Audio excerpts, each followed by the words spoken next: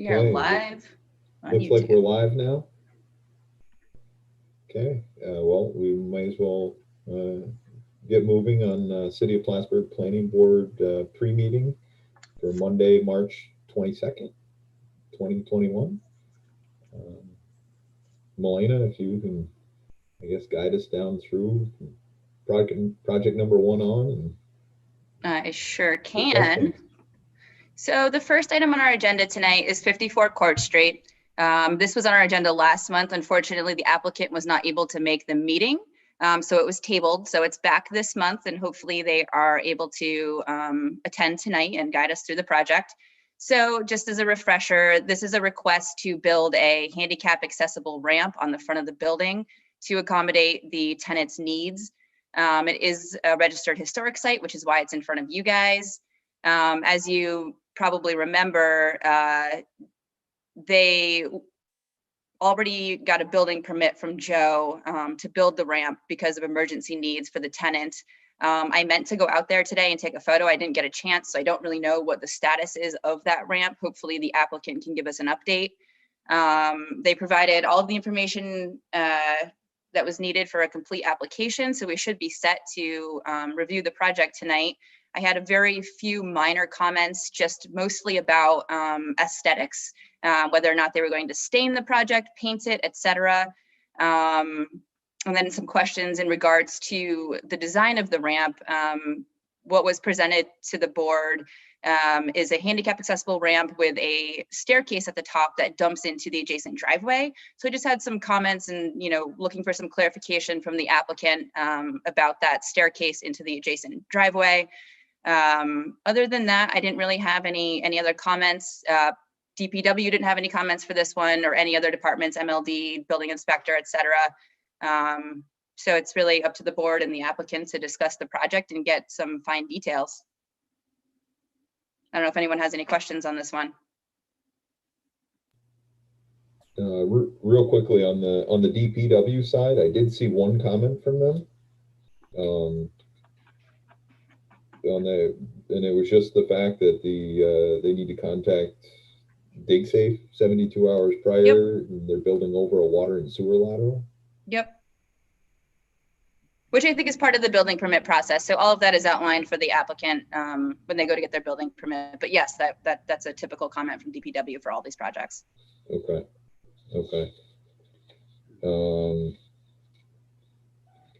I guess the other question I would have is just in history, how and when was this lift installed versus doing exactly what's being proposed now?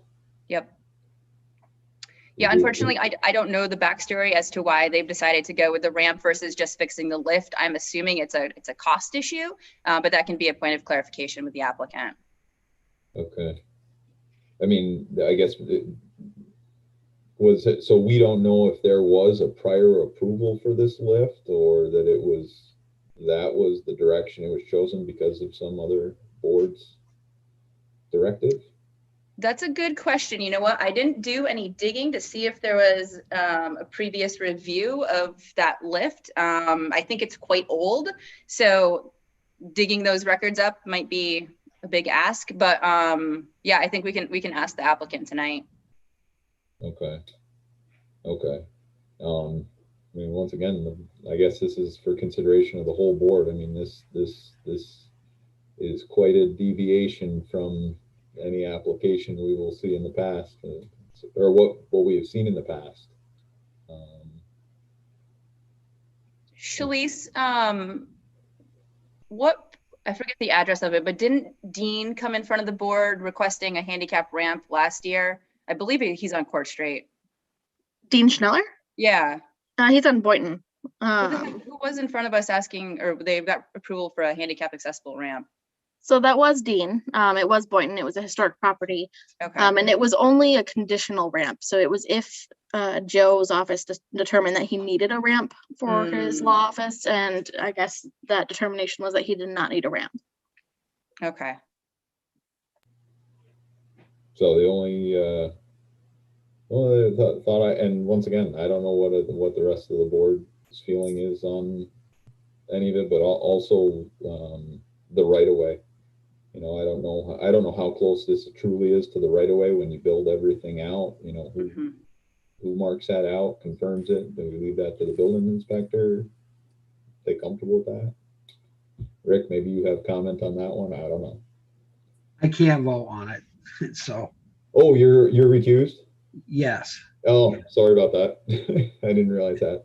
no problem. Okay. Yeah, I mean, it looks like it is finished. I've gone by it a number of times just in my travels, but I'm trying to think back. What was the last one we had? I think it was either on Court Street or there was one over near Pike where it was kind of an emergency thing, and they had to get it done beforehand, and whatever he used, I forget what we said on that one. I don't know if anyone remembers.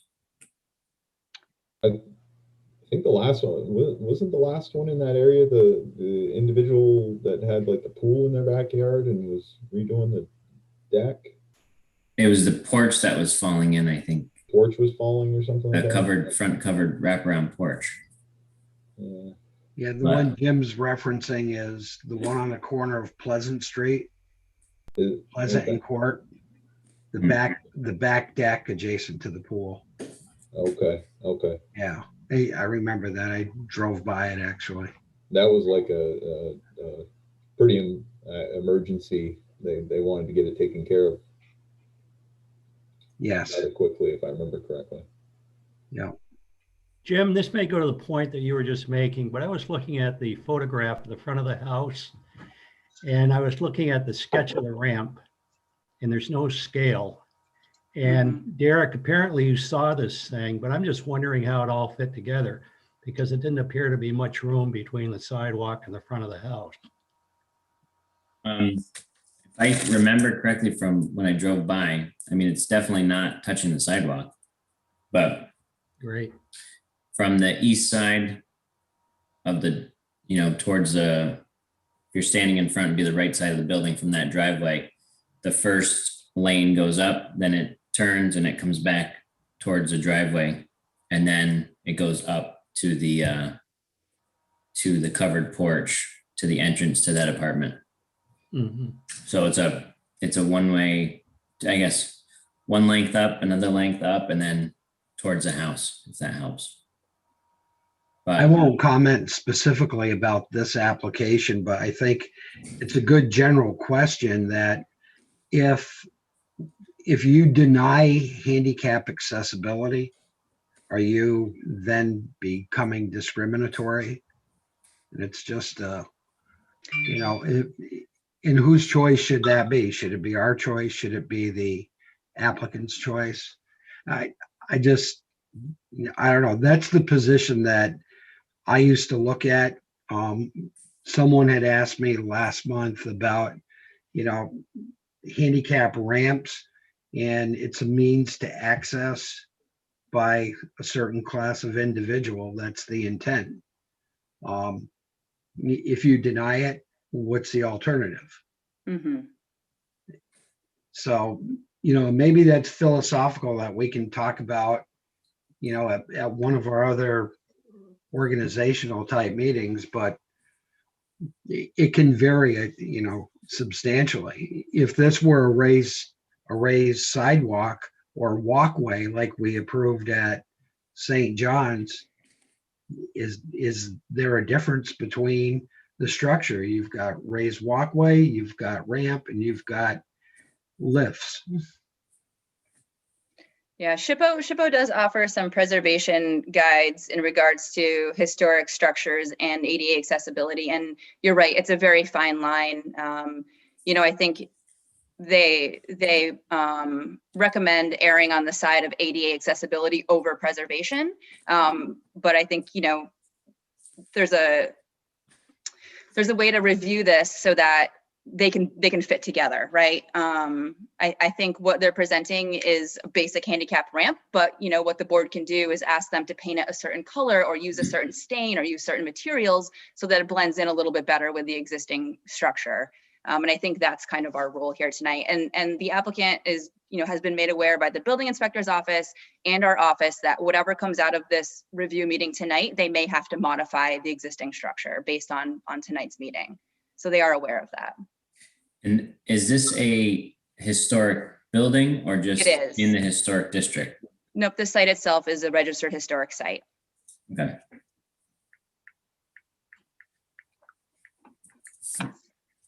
Okay, so we should probably move on because it's 5:43. The next one on our agenda is 38 US Oval. So this was on our agenda last month. We had a pretty lengthy conversation with the applicant. Again, this is the request to install 2 new window wells at 38 US Oval. The applicant did come back with some new plans and clarified what exactly they're looking to do. So for unit number 6, which is the garage unit, they're planning on installing a window well with 2 doors and 2 windows. So they have confirmed that. They provided a better rendering of what that will look like. So they're proposing to do the green iron poles, like the fencing around the window well, and then a plexiglass lid on the top of that. And then for unit number 1, which is the apartment unit, they're proposing 2 windows, again, with that green metal fencing and then the plexiglass on the top that will stay below that, I forget what Chippo called it, that window line. So they've come back with updated plans and updated renderings. So they're looking for approval tonight of that. And I didn't really have any comments for them for this one. I mean, the renderings are okay. They're not great, but they at least get the point across, which last month it was kind of hard to visualize what they're proposing, but this month they've come back with some better graphics, I think, so we can talk through it with them. And is he proposing in unit 1 2 windows or 1? Because I was confused. 2 Okay. windows. So I had taken a look at what he submitted, and I do agree it's better than what Shirley had come before us last month. I think the board should consider some of the detail and what's presented, and just to clarify some things. I noted like the windows and doors, are they to match existing? Mm-hmm. There's the pictures that are melded together or meshed together show grills in the windows that are in the window wells, but there are no grills in the windows in the structure above. The long picture with the 2 doors and the 2 windows show multiple dryer vents in the picture. I'm assuming those aren't proposed, so we should just clarify that those are not, part of. I'm not sure about the windows that are proposed to be installed. I'm sure are to match existing, but we should at least clarify that they're to match existing and to be trimmed out. The windows in the picture appear to be just a standard slide in with the nailer fin around the edge. I could be wrong, but those are a little different than the existing windows in the structure above.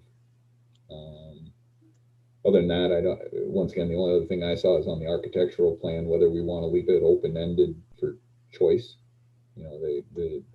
Some of the notes on the architectural floor plan say doors or windows, sort of open-ended.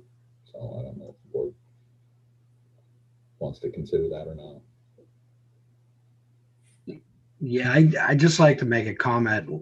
At last month's meeting, I had asked him if he had considered a walkout on the side of the building. Having dealt with life safety issues, the least number of restrictions that you place on egressing a building, the safer the building is. It wasn't that I was trying to give him a hard time, but I had asked if he had given that any consideration. And yes, it's another 10 feet, but it's really not restricting or making it more difficult to egress from the building. You could literally walk out the door to open, safe public space. That was the point of my asking the question. To your point, Rick, I am some of the proposal does give me a little bit of pause, but once again, I feel it a little bit out of my jurisdiction and within the building inspector's jurisdiction of, you know, what's allowable, you know. Yeah. But some of those pictures with bars and a plexiglass top, just, it's another element that adds difficulty in egressing the building. But yeah, I do believe that it's our responsibility if we can identify or make a suggestion or just a factor of consideration, any life safety issue. I think it's our responsibility to at least share that information. yeah.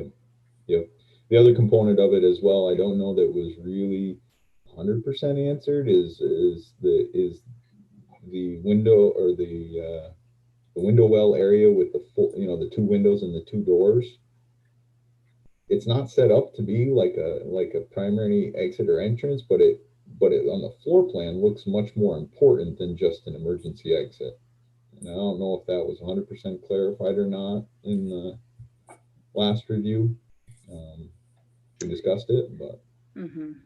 Yeah, I think from my recollection, the applicant sort of explained it like he wasn't planning on creating a brand new unit number 6 just to rent out, but that it would be an additional flexible space for the person who lived in unit 6. So now they could use their garage for, you know, like he said, an artist studio or whatever. So it wouldn't be a separate rentable space. It would just be, you know, another nice new space with windows and doors for the person who already lives there. That's the way I understood it, I guess. Okay. Now, what was the purpose of the multiple doors? Multiple exterior doors, the 2 doors? Was that for getting from the new space to the old space through the outside? Or, I mean, I don't know why there are 2 doors. Me neither. 2 doors versus 3 windows and 1 door. I don't know, and we can ask. Maybe just for, I don't know, symmetry. I don't know. I was to be able to walk out of the garage and walk into the studio. Oh, you're right. It was on different sides of the wall. Okay. Yeah. Yep. Because of carbon monoxide. Yeah. Yep. That's Yeah. right. Because Is that the only there's way a to get door into at the new that space? separation. Yep. Once again, I think probably Rick is right to maybe point some of that stuff out, but it's a little, you know, definitely the building inspector has the 100% jurisdiction on that component, whether we. And Joe did provide a letter. He did a cursory review of what was presented to him, and he said from what he saw and from the building code that it does comply. But obviously, when he goes to go for his building permit, they'll have to dig in a little bit deeper than what we see now. Okay. Any more questions on that one? All right. So item number 3. This is a brand new one. This is the Terrace West subdivision. Very simple minor subdivision. It's Terrace West Apartments over on Healy Avenue. Pretty big apartment complex, 12 different buildings, I think 96 units. What they're proposing is basically to cut that right in half to sell half of it off. The way that the apartment complexes are oriented actually makes it a very easy subdivision. So, it's a minor subdivision, very minor improvements proposed. I think they're going to be adding 6 new parking spaces to lot number 2, which is the lot to the south, and also a new water service for lot number 2. So typically a subdivision in front of you guys goes through two different meetings. So the first meeting, it's determined whether or not it's a minor or major subdivision. You give comments, feedback on the sketch plan. Then the applicant will come back the next month and you'll do the final review. So because this is such a minor subdivision with little to no improvements, they're looking for an approval in one meeting tonight. They have given us all of the information necessary for a detailed plat review. So we kind of are at that second stage already. And we talked to Dean internally to see if our code prevented the board from reviewing this reviewing and approving this in one meeting. And he said there's nothing in the code that prevents you from doing that tonight. So we just need to make sure that tonight when we're reviewing this, we need to state that, the board has determined this to be a minor subdivision, and then move through the rest of the resolution process. So as long as it's made clear that this is, a minor subdivision, and then we're also approving it tonight, he said that, legally that's okay to do. So that's what they're looking for tonight. I had a few comments on this one, mostly around the easement documentation, which just came in my inbox about an hour ago. So I just got the draft easement and I can email that around to everybody, and I can also pull it up on my screen if we want to go through it during the meeting tonight. But the easement is just a draft document that outlines the shared access between the two lots, shared utilities, stormwater, and then also maintenance. So, snow removal, trash, etc. So it outlines all of those shared agreements in that document. And like I said, I can share that. It's in draft form, but at least we have that now. Other comments I had, let me see, let me pull up my review for this one. Pretty minor, I believe. Easement agreement. I had a comment on here, just, asking the applicant to consider a new access drive for lot 1 on Healy Avenue, just to kind of cut down on some of that through traffic through the lots, because the driveways through that apartment complex are pretty narrow. But I mean, there is access out to Cogan from Terrace West Way, so it's not necessary. There is through access all the way, from Healy to Cogan. Just a consideration. The project did go in front of the zoning board last Monday, and they did achieve the variances they needed that this subdivision created, which was more than one principal structure on a lot and more than 24 dwelling units per lot. So they got the variances for that, so we should be good to go as far as that's concerned. I asked them to update the zoning table to include references for all of those pre-existing non-conforming bulk area requirements, like the setbacks, etc., that are already there. They aren't made worse by this subdivision, but they exist. So, they need to note that on the plan or on the plat. Then I think that's really it. And then, also showing the sewer service and giving us some more narrative about that shared sewer line, because they did propose a new water service, but they didn't outline anything on the plat about sewer. And then also adding some dimensions for the new parking spaces that they're proposing on lot 2. But I think all of that's easily addressed by the applicant. Did you say the subdivision is because they are going to sell, or just Yes. to have the ability to sell off one lot? Nope, they are in the process of selling. In the draft easement document I'll send around to you, they reference the buyer, I believe it's Easy Properties. So they're in the process of selling.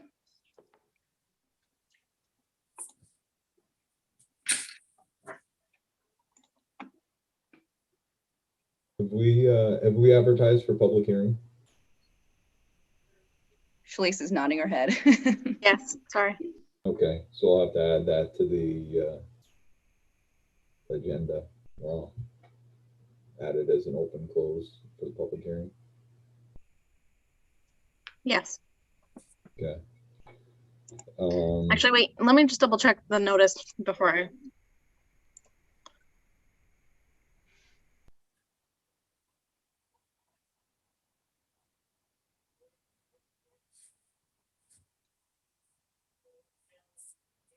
And then while Shalice is checking on that, so I guess the board can consider the request of the applicant for a dual approval, approving a sketch plan and a minor subdivision plan together. It'll be different from what we've done in the past. And that's up to each board member how you feel about that.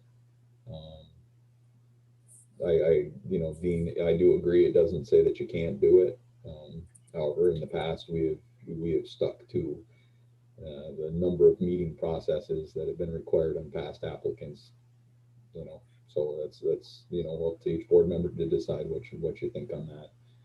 With that said, I have looked at the looking at the plan. I think there's a number of details, based on DPW comments and based on the improvements that they're proposing that should be at least conditionally added. Mm-hmm.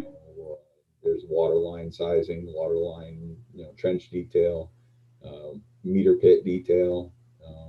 Those probably should all be recommended to be added to the final plan, along with DPW's review and approval of that. DPW also pointed out that they also want flowable fill, so they should have a trench detail and a pavement detail of exactly what you know, what DPW is asking for on the final approved plat, you know, that we're approving. Yeah, so all of those review comments are incorporated into that review comment document that was sent to you.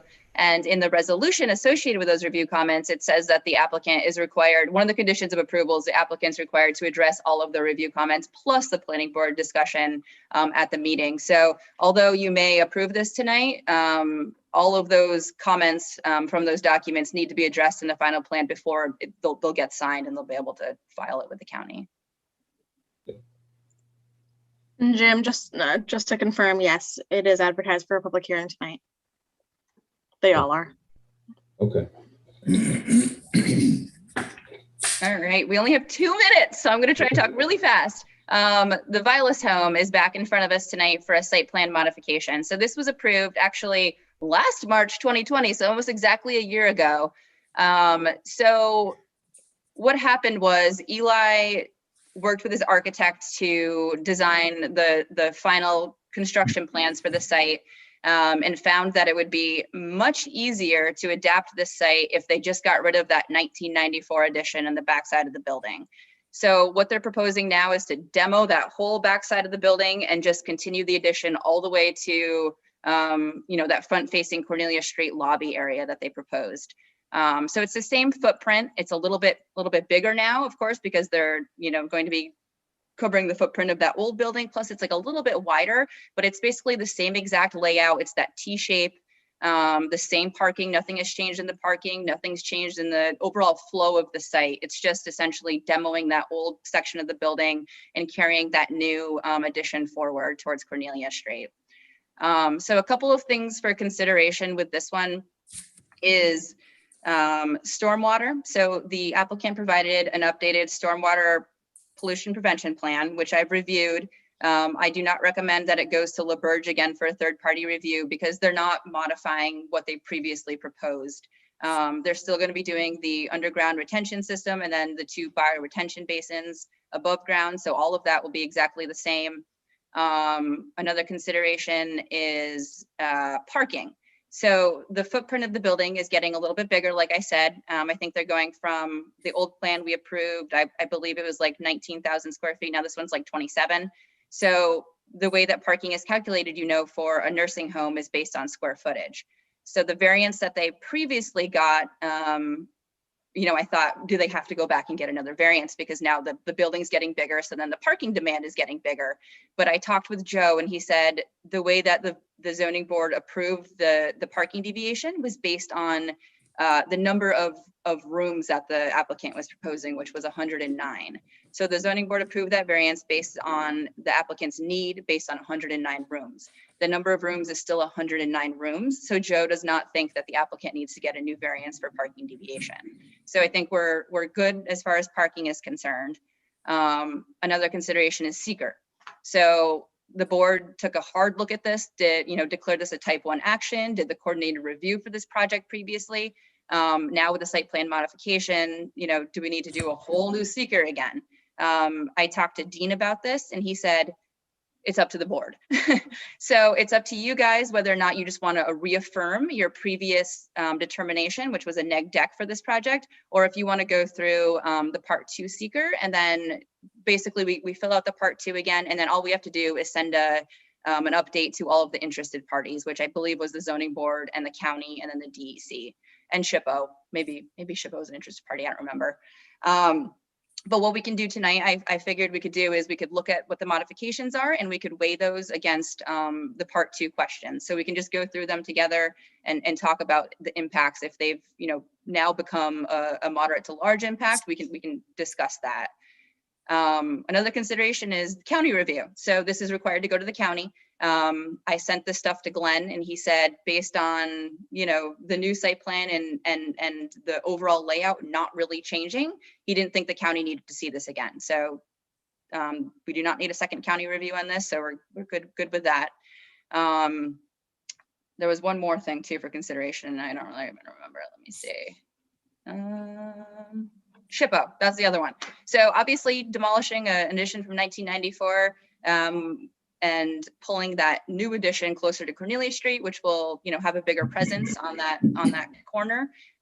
They did go back to SHPO. They got a second review and they came back and said that, everything looked okay. It still complied. It still fit with the historic character of the site. So SHPO review has been completed for this as well.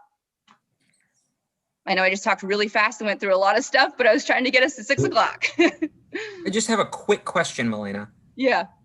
Okay, in the materials that are in the Dropbox, is the file that's named Vilas Final Plan signed? Is that what we approved a year ago? Yes, sir. That is the old Okay. one. And Awesome. Good. I have that one in our PowerPoint and I have the new one so that we can Okay. actually look at them side by side. Cool. Awesome. Thank you. That's what I was hoping we could do. Cool. So real quickly, before we enter the regularly scheduled board meeting, so we have 4 regular members here today and two alternates. So I guess with each application, at a minimum, one of our alternates will be serving tonight. So I don't know, on the 54 Court Street accessible ramp, that's a new application to us. I don't know if either of you were going to sit for that last meeting or not. So as I recall, Loretta, you sat on the. Actually, real quickly, Rick, you're recused from that application. So technically both Loretta and Kurt would be sitting for that application tonight. Okay, that's Court Street, Jim? That's the first one. The first, Okay. yep, the first application item, 54 4th Street. The second item, 38 US Oval. Was there anybody recused from that application? That's the second 38 US Oval window replacement. Loretta sat on one last month, but I don't remember which it was. Loretta, was this it? Okay. No. Okay, so I guess then we would pick the next person in line. I think Kurt, you would be the next person in line to sit on the. Okay. So we'll have you sit for 38 US Oval. The third application, Terrace West Subdivision, is there any recusals from that application? Okay, if not, I guess going in order, we would have Loretta sit for the application number 3, Terrace West. I am a recusal from the Vilas Home application number 4. My firm AEDA worked on the site plan design. So I recall this is a revision to a past plan, and I remember I was sitting on that back in originally, so I continue to sit. Both you and Loretta will sit on that one. Oh, that's right, and that's right, because Jim's recusing. Yeah, sorry, Loretta. Okay. I would think we're set. Elena, Shalise, anything else we're missing at the moment? Okay, and we move right into the regular scheduled meeting. So I'll call the planning board meeting to order for Monday, March 22nd, 2021. Can I have a roll call? Jim Abdullah. Yes. Marissa Gilbert is absent. Derek Rosenbaum. Here. Richard Perry. Here. Reg Carter.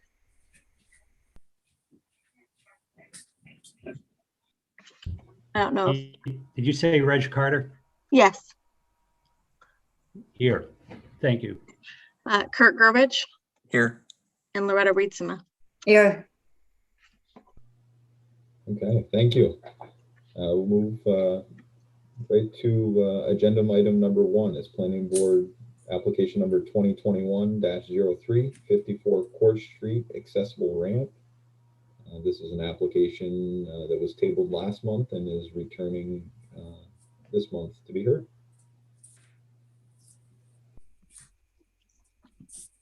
Okay. So item number 1, it's planning board item number 2021-03, 54 Court Street, handicap accessible ramp. This is a request to construct a handicap accessible ramp in a residential front yard in the Court Street Historic District, located at 54 Court Street, zoned RH, tax map parcel ID number 207.19-2-19. The applicant is Jeff Lattenville and the plan preparer is Jeff Lattenville. This is a secret determination and historic site review. Before I go on, Shalice, can you confirm that Jeff is here tonight? He is. All righty. Okay, so this is just an overview of the property. It's highlighted in yellow here. This is 54 Court Street near Oak Street. This is the zoning map showing the property is in the RH Residential Historic District. I lied. Oh, this is just the historic overlay showing the property is a registered historic site. This is the CRIS form. I copied this on here because I just wanted to highlight the notable features, actually include the classical porches with the Doric columns. So you can see here the original photo that they have, well, I guess from 1981, the photo they have includes those two porches with the two staircases coming down the front. And this is a Google image of the site today. This image is a little bit better. You can kind of see the existing wheelchair ramp and the staircase that's been removed to include a handicap accessible ramp. There's not a lot of room here in the front yard, and I do apologize. I meant to go and take photos today, and it was a beautiful day. I should have done that, but hopefully the applicant can kind of talk us through what does exist there now. This was a rendering that the applicant provided. I have a little star here saying that the stairs that they're proposing kind of dump into the neighbor's driveway. So hopefully the applicant can walk us through that. This is just a weird bottom view of the decking. And this is just a side view of the ramp. And a materials list. So, you know, mostly treated lumber. One of the questions that I had for the applicant was the plan for what their plan is for either staining the ramp or painting it to match the home. So they can talk us through that. And that's all I have for that one. So now I'd like to open it up to the applicant for discussion with the board.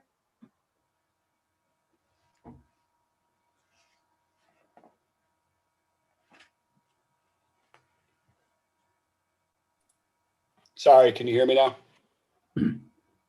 Yes. So we want to put the handicap ramp up. We have done most of it because we had no choice. I talked to Joe McMahon. The elevator for the tenant was not working any longer, and we've had a lot of trouble with it. So we did build 90% of it basically, and the staircase did land actually on our property.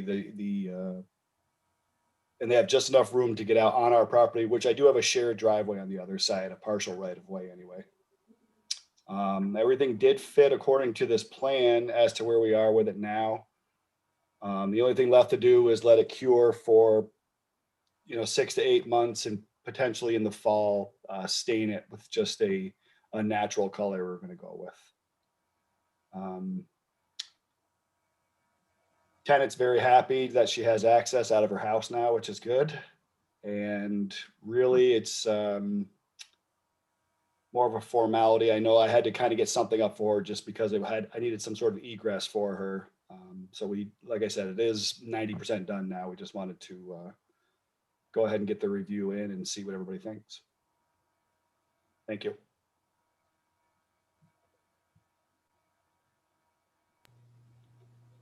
Thank you. Does anybody on the board have questions?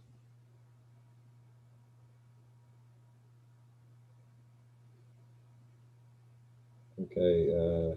Well, Jeff, a couple of questions, more for clarifying the record. Do you know when and how the lift was installed initially? I bought the building that way when I purchased it. I'm not sure when I got it. And it was installed. It's a company out of Vermont. I can't think of the name of them right offhand, but they did put it in. I'm not sure what they went through to get it, but it was in there since I bought the place, and I've owned it for, I believe, 7 or 8 years. Okay.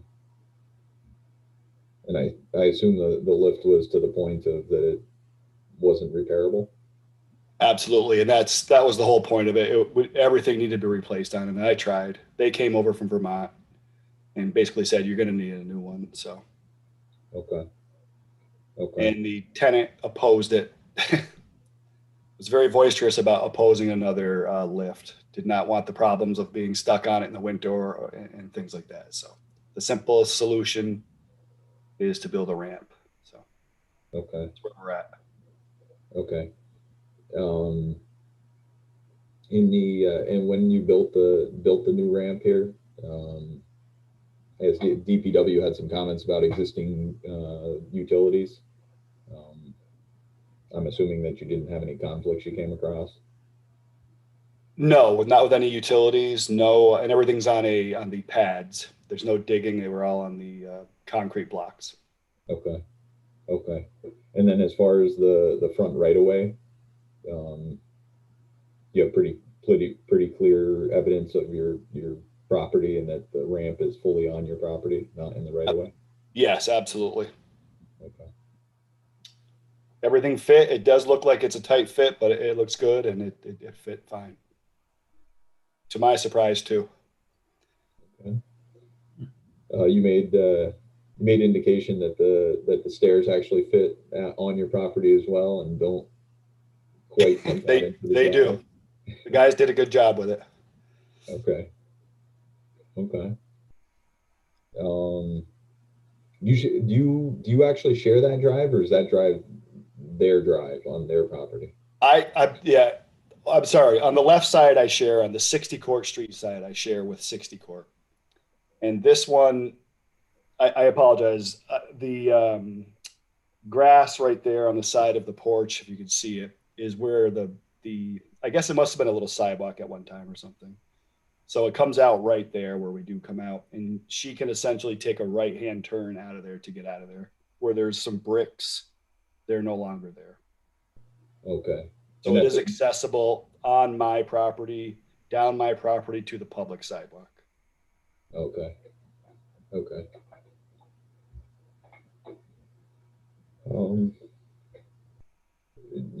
I guess you had mentioned as well that you're going to let things cure a little bit, and then you're looking at staining the ramp in the later season. Yeah, I wasn't necessarily have an exact color, but we were going to kind of keep just a clear finish, a very light finish, as close to keeping the wood grain color. Okay. Unless anybody opposes, if anybody has a better solution, we're good with it. Does the board have any preferences, any comments? Are happy with the clear stain?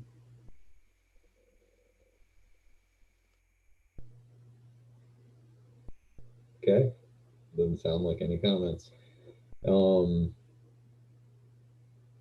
Okay, well, if no one else has any other comments or questions, Milena, do you have any other things to offer in terms of your outline and the resolution?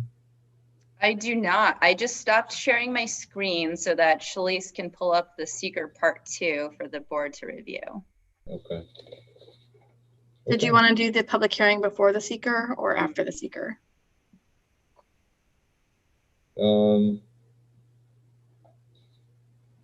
We probably could review the seeker first. May give more information if there is anybody from the public that wants to comment. Okay. Will the proposed action create a material conflict with an adopted land use plan or zoning regulations? No.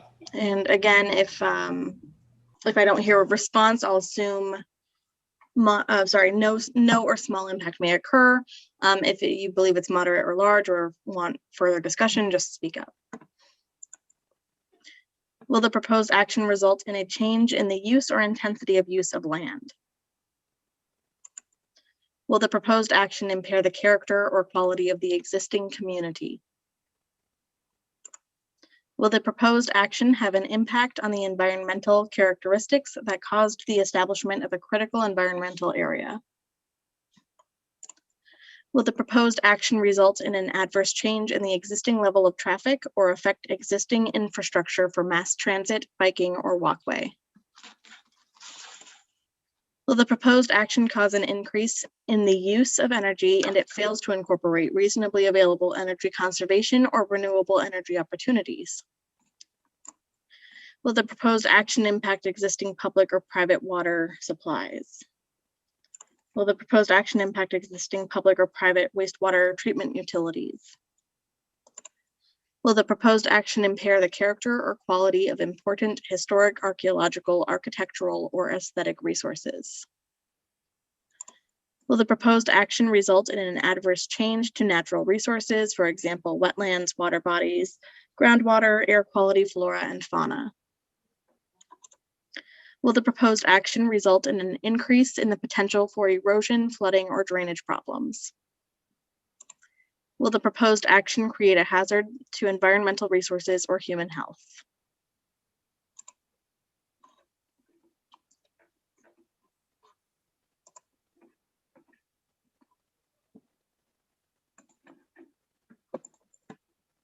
Okay, thank you, Shalice. I guess we do, I think we can adopt the seeker resolution first and then have the public hearing. I don't know, Melina, if you have any thoughts about that, but. I think that's fine. Remembering back to previous discussions about this, I believe the board talked about actually having a public hearing before doing seeker, but I think this way works as well. There is no public hearing required for seeker review, so I think that this is a fine way to do it. Okay, okay. Then we have a seeker resolution 2021-03A. Do I have a motion for that resolution? I'll make a motion to adopt the seeker for resolution 2021-03A. Okay, motion by Derek, and second. I'll second. Second by Reg. Any further discussion? Shalice, roll call. Derek Rosenbaum, Yes. Rick Perry. Oh, I'm sorry, is this the one you were recused on? I'm recused from this one, yes. Sorry. Reg Carter, Yes. Loretta Rietzema. Did I have this backwards? Is it yes. Kurt? Okay, sorry. Jim Abdallah. Yes. I think I skipped someone. Did I skip somebody? I don't think you didn't get Kurt. Kurt Gerbich. I think we're both, yeah. Yes. Sorry. Oh, it's fine. Thank you. Okay. Thank you. Now we do have a public hearing component associated with the project, so move to open the public hearing. And then Shalice, if you can let me know if anybody is available in the public or wants to comment. Yes. There's presently no hands. There are some members of the public in the meeting, but no hands currently raised. Okay.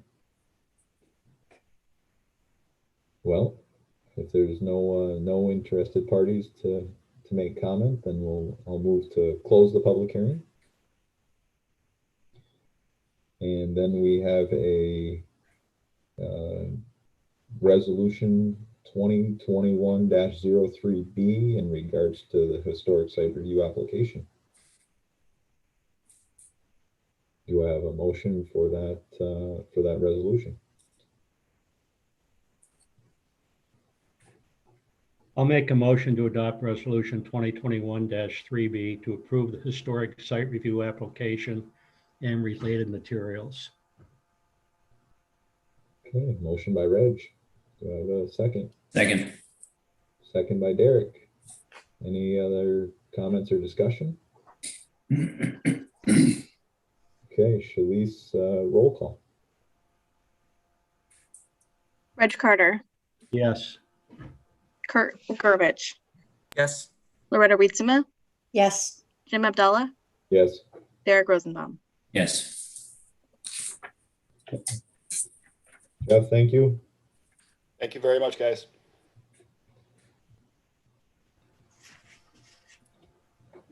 Okay. Moving on to item number 2 on our agenda. This is planning board application number 20-21-02, 38 US oval window replacement.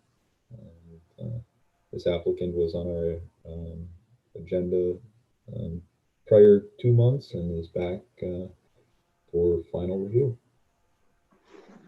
Okay, just for the record, I'll read the agenda description. This is item number 2021-02, 38 US Oval window replacement.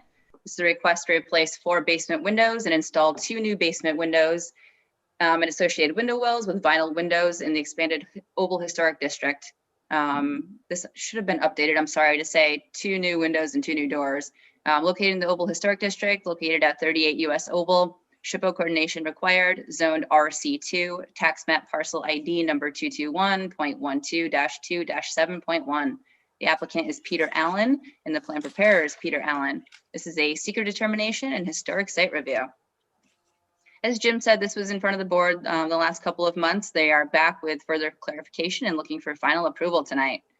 I'll go through these slides very briefly because we've seen them a couple of times. This is just a general overview of the site located on the Oval, kind of set back a little bit next to the city's recreation center. It's a zoning map showing the property is in the RC2 district. The historic overlay. And this is just a site photo of the apartment building. This is unit number 6, the garage. These are the existing conditions. These are the 4 windows that currently exist and proposed to be replaced with 2 new doors and 2 new windows and a window well. This is the rendering that the applicant provided. It gives a better picture than what we saw previously. So they are proposing the window well to have 2 doors on the north, 2 windows to the south, with that green iron gate as protection from fall, and a plexiglass top. This is unit 1 bedroom on the corner. Right now it's a storage space, so they're looking to add an egress so that the space can be more usable. This is just the inside of the storage space, so just so you have an idea of what exists now. And this is what they're proposing. The rendering is a little bit skewed, but just to get the idea of what it'll look like, it'll be 2 windows in the window well, again, with that green iron gate surrounding it for fall protection, and then the plexiglass top. As you can see, they're proposing to be below that concrete lip, which was one of the conditions that SHPO highlighted in the review letter, that they stay below that level as to not impose upon that. SHPO did provide a second review of these new plans and these new renderings, and they did determine that there would be no negative impact to the historic character of the building. This is the updated plan that they provided. I highlighted in yellow the 2 proposed window wells.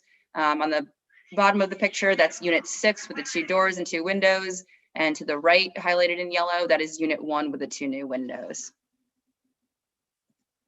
It's just a zoomed in version so you can see the details a little bit closer. We talked in the pre-meeting about the 2 doors and 2 windows and why is it 2 doors, and you can clearly see in here, and slip my memory, that the doors are on either side of the garage wall to provide egress from that studio workroom to the garage space itself. The applicant can clarify a little bit better, a little bit more, but it's my understanding that this space right now is not very usable for the person who resides in unit 6, and adding these windows and doors will add an additional safety egress and also make it a more usable space to be, an art studio, more than just storage, essentially. This is the unit 1 plan, highlighting the 2 new windows to be added to that space to make it a usable bedroom, perhaps. And I think, and this is just a rendering of, a list of the details for the windows that they do, propose for those spaces. One of the conditions of approval we talked about in the pre-meeting will be that the windows and the doors match the existing windows and doors in the building, with that same 1/1 pane, and then the same fittings around the outside of the windows. We reviewed seeker part 1, determined this to be an unlisted action, so the board can complete seeker part 2 tonight. Other than that, I don't really have any other comments. I'd like to open it up to the applicant to discuss with the board. Thank you, Milana. And I have nothing to add. If there's questions, I could field those responses that I might give. I have a question for you, Peter. The illustration of the plexiglass over unit 6, that one? Yeah. Is that a singular piece of plexiglass that covers it? Or is that broken up somehow? I'm guessing it'll have to be broken up, but I was hoping that, the Joe McMahon and I would come up with a strategy to make it best work from his perspective, and mine would always be the same as yours, perhaps the aesthetics and the life of it. So in terms of like, do you have a particular follow-up question to my answer? My only question was, is the person that's egressing from those windows expected to lift a piece of plexiglass that entire length? That's Oh, why I asked the question. right. No, I would expect it only to be, a smallish area, like a 3x3 section of the, as a kind of a trap door concept.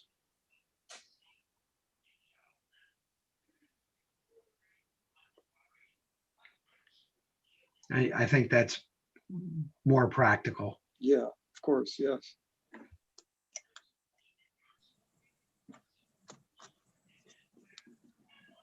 While we're on this this slide here, Peter, in terms of the windows and doors proposed, I appreciate this illustration is much better than last month's.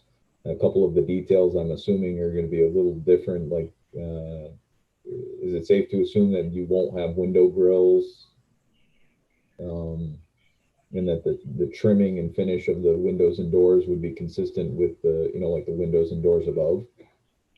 Yeah, right. Yep. Now, the windows above seem to be fairly easy to replicate because they're not historic. They're not, they were replaced.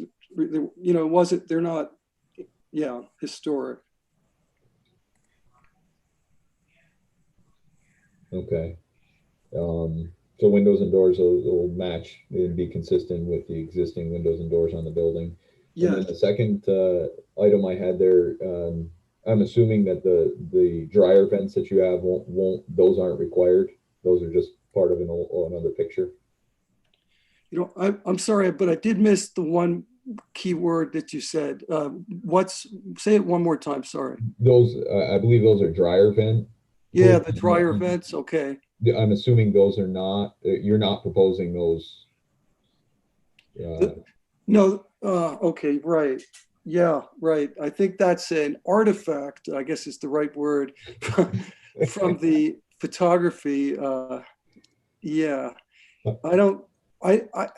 In actual fact, I don't believe there would be any, if there was one possible spot where there'd be a place that you need it for a bathroom, but I agree that the likelihood that I'd need any of those would be zero, pretty close to zero. Okay, that's just to clarify your plan more than anything. Yeah. And then you've addressed the top that you're, the plexiglass top. You're going to coordinate that with Joe McMahon's office for appropriate egress, and that's it's sectioned accordingly. So yes. Utilize that. Yeah. Okay. Did anybody have any other comments in regards to this? I had one question, Jim. I was wondering how the plexiglass top is secured. Is that hinged, or is it, how does that work? How would that work? Plexiglass could be, attached to metal fairly easily with like a few screws. So whatever needs to be so that it's not going to be flying away or removed too easily. But if you could picture what I'm thinking is, a couple bolts through plexiglass can make it secured to something that could be part of the structure, which would be metal. This metal green fencing is metal, so I can attach that hinged, bolted to, so it's not likely to have any problems. Would that prevent anyone from getting out? No, because you did ask about a hinge, but yeah, so one section of it at least, or no, one section of it near a ladder that would be hinged so that that would pop up, and then you'd climb out of it via the ladder. Okay, thank you. Yeah, you're welcome. So I have some questions about this. Does that mean that if I need to exit from one of those doors or windows, that I need to climb a ladder, push open a trap door, and then climb over the green fence?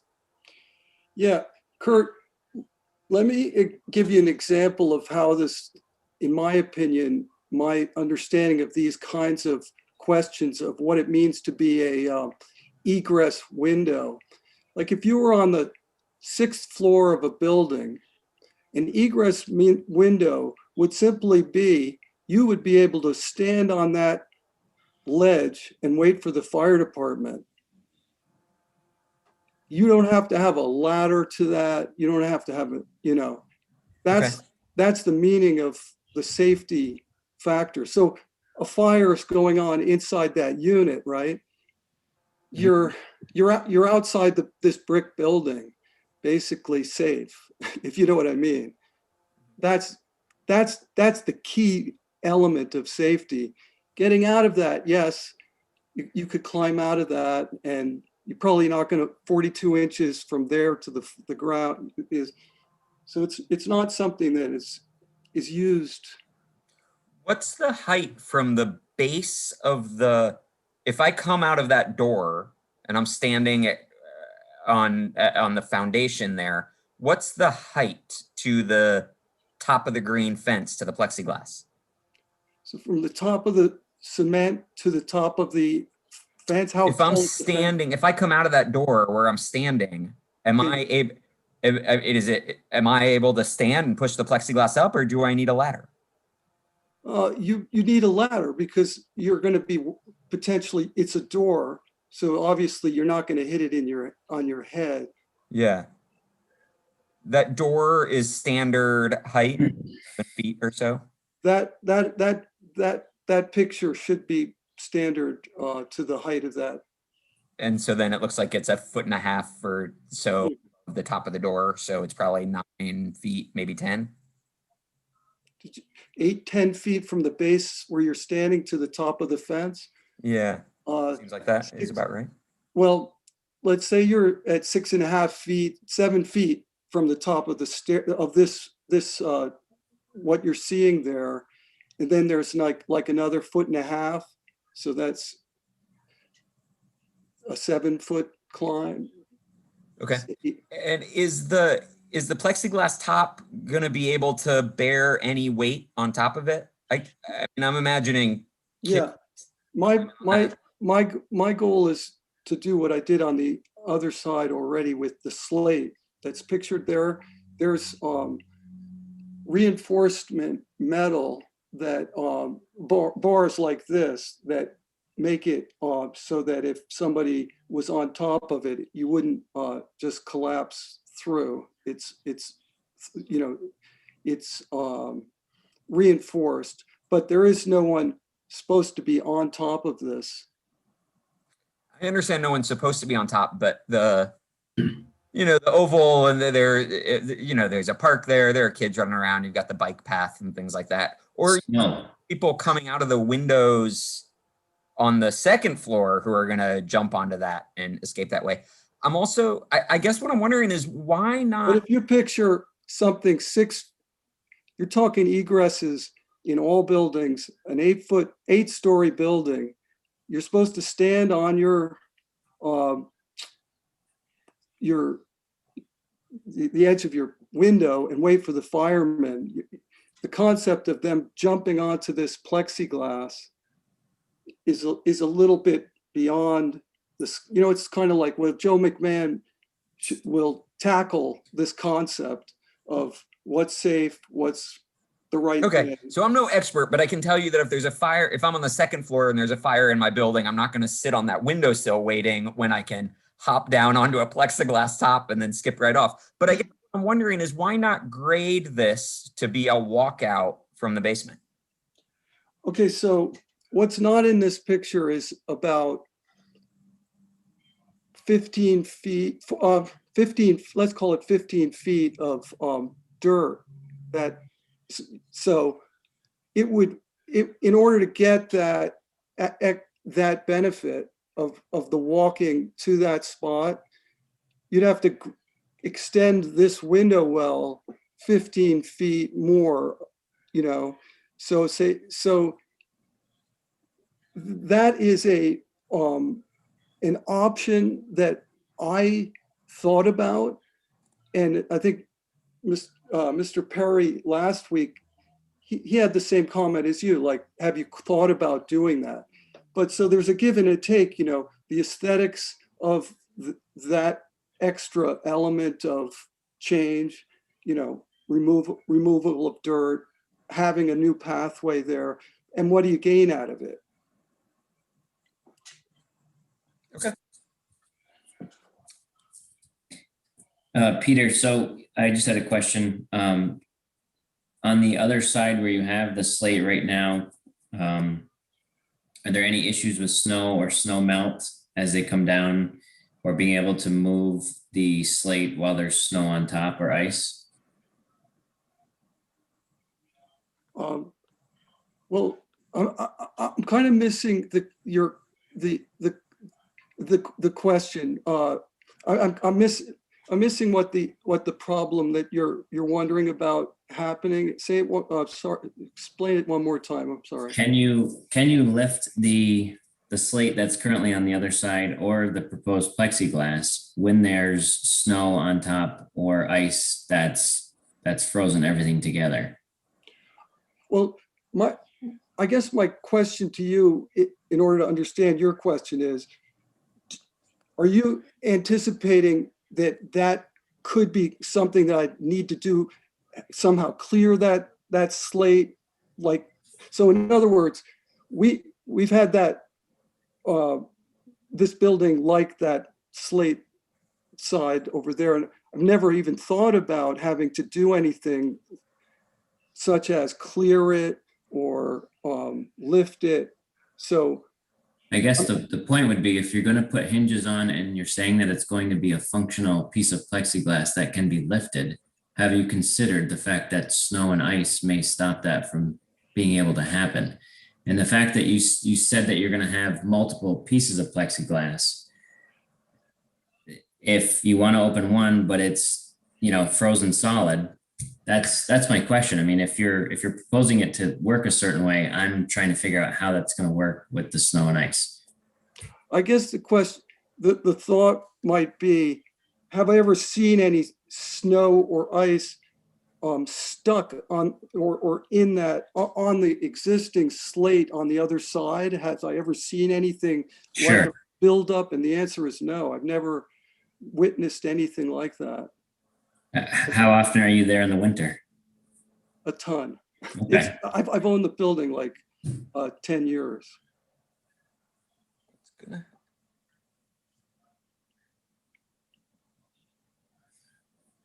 Peter, you've made reference to the fire department and the fire department responding to, you know, someone in an emergency on an egress window. Have you reviewed this proposal with the local fire department? I think that's Joe McMahon's department to say, hey, this doesn't meet code, or it does. It's a code question. And, you know, as I said, if you're outside that building, a brick building, that's the goal. And here you are standing there, you're not on a ledge even. an egress window on the 8th floor is an egress window. There's no ladder. This is the gold standard. Peter, so your point is that once you're outside the building, as far as fire code, you're fine. I mean, if you think about it, that's what an egress window on an 8th story building is, and they all have to have it. And then Joe McMahon is going to be totally familiar with the concept that you're implying of whether it's safe. That's his department. And he's reviewed it. He's reviewed this thing with my architect and agreed that this is a good, solid plan. So I guess in that vein, is there any reason to have the top even be movable if you're okay once you're outside of the building? It's a Joe McMahon question, but I think it's a better solution. I think there is some logic to having it openable. I see that the fire department would never have a problem opening that to help the person get out of there. That could, snow. I guess is there anything? Is there any opposition to just having nothing on top, or is there any reason why not to have that? See, because I was wondering if you were going to, if somebody was thinking about that, because I've thought about that too, is that there's plenty of possibility that the rain getting down into that area doesn't cause any significant problem. Is the capping of that, from allowing water to get down there, worth having the roofing. It's a call, a call that one might, have to come up with an answer to. But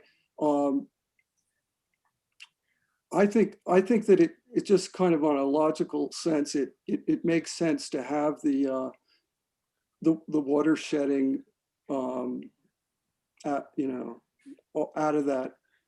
It would drain, I'm sure, quite well, but I think just it makes more sense since it doesn't really hurt anything to have a rain or snow shedding. So now you said there's structural bars across the top too? Uh-huh. That hold the slate or the plexiglass in place? Yes. Okay. So I guess, I would be okay with nothing on top except for those bars. Right.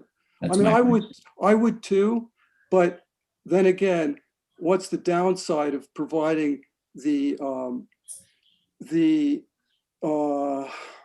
shedding of rain and snow?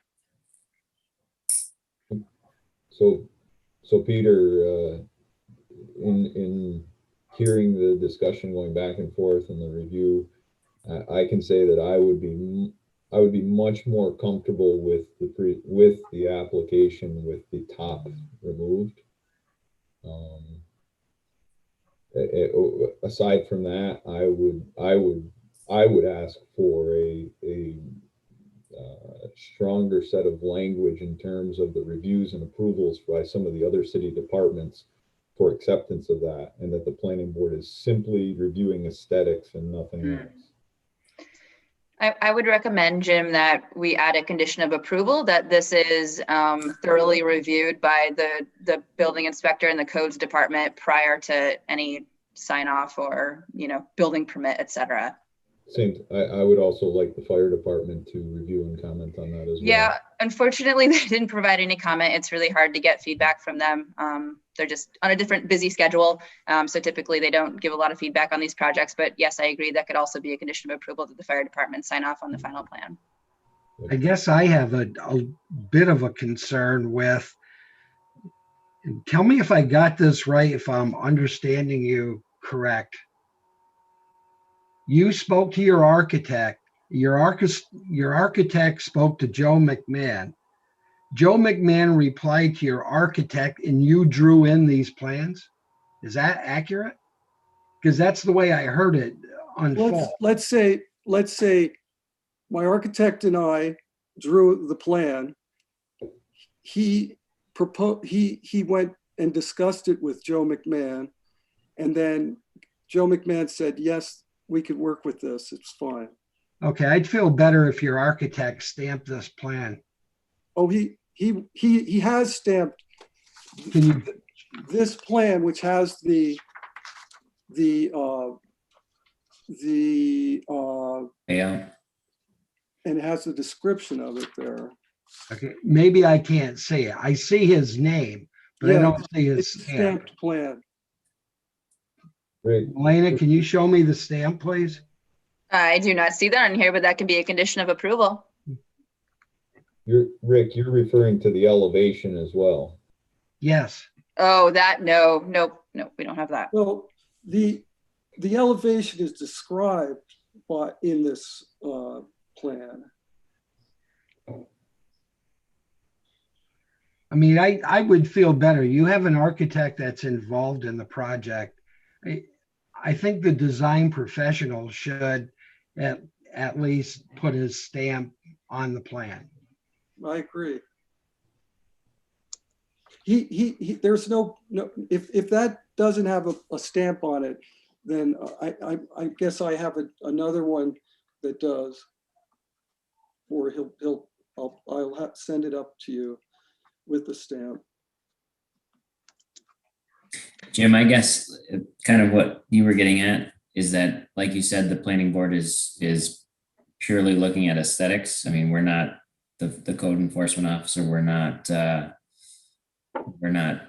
deciding anything with respect to fire safety. We just have questions about that. But as far as the aesthetics, I think if I didn't realize there was going to be bars across the top, which would prevent, people from falling in or whatever. So there's that if there's no plexiglass. But I think the plexiglass just does not fit with, as far as aesthetics.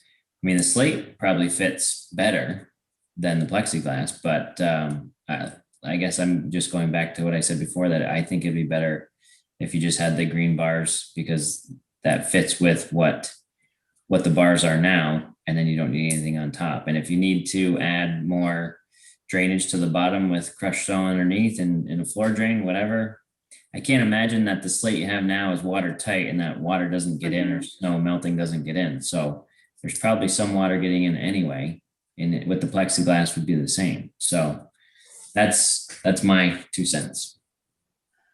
Peter, what is the proposed height of those green bars? Well, the whole thing has to be 42 inches as a code from the ground. You have to have some 42-inch block.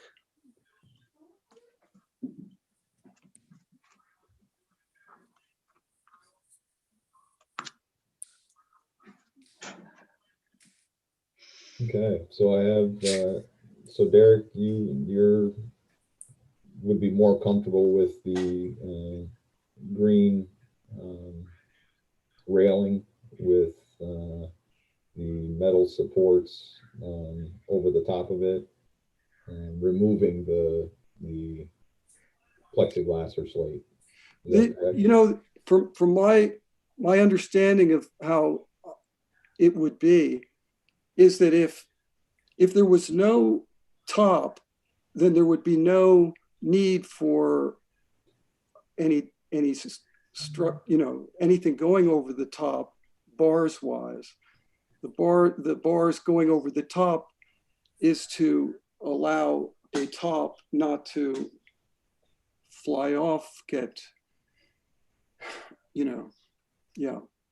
Yeah, well, I guess whatever, if the code allows for nothing across the top, I'd be fine with that too. Mhm. So essentially the handrail would support itself.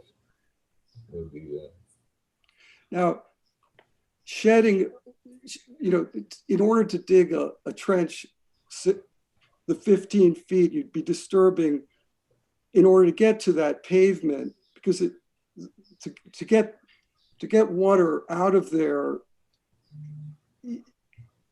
that would be kind of hard actually, because the pavement would be at the same height. There's pavement on the ends of this garage area.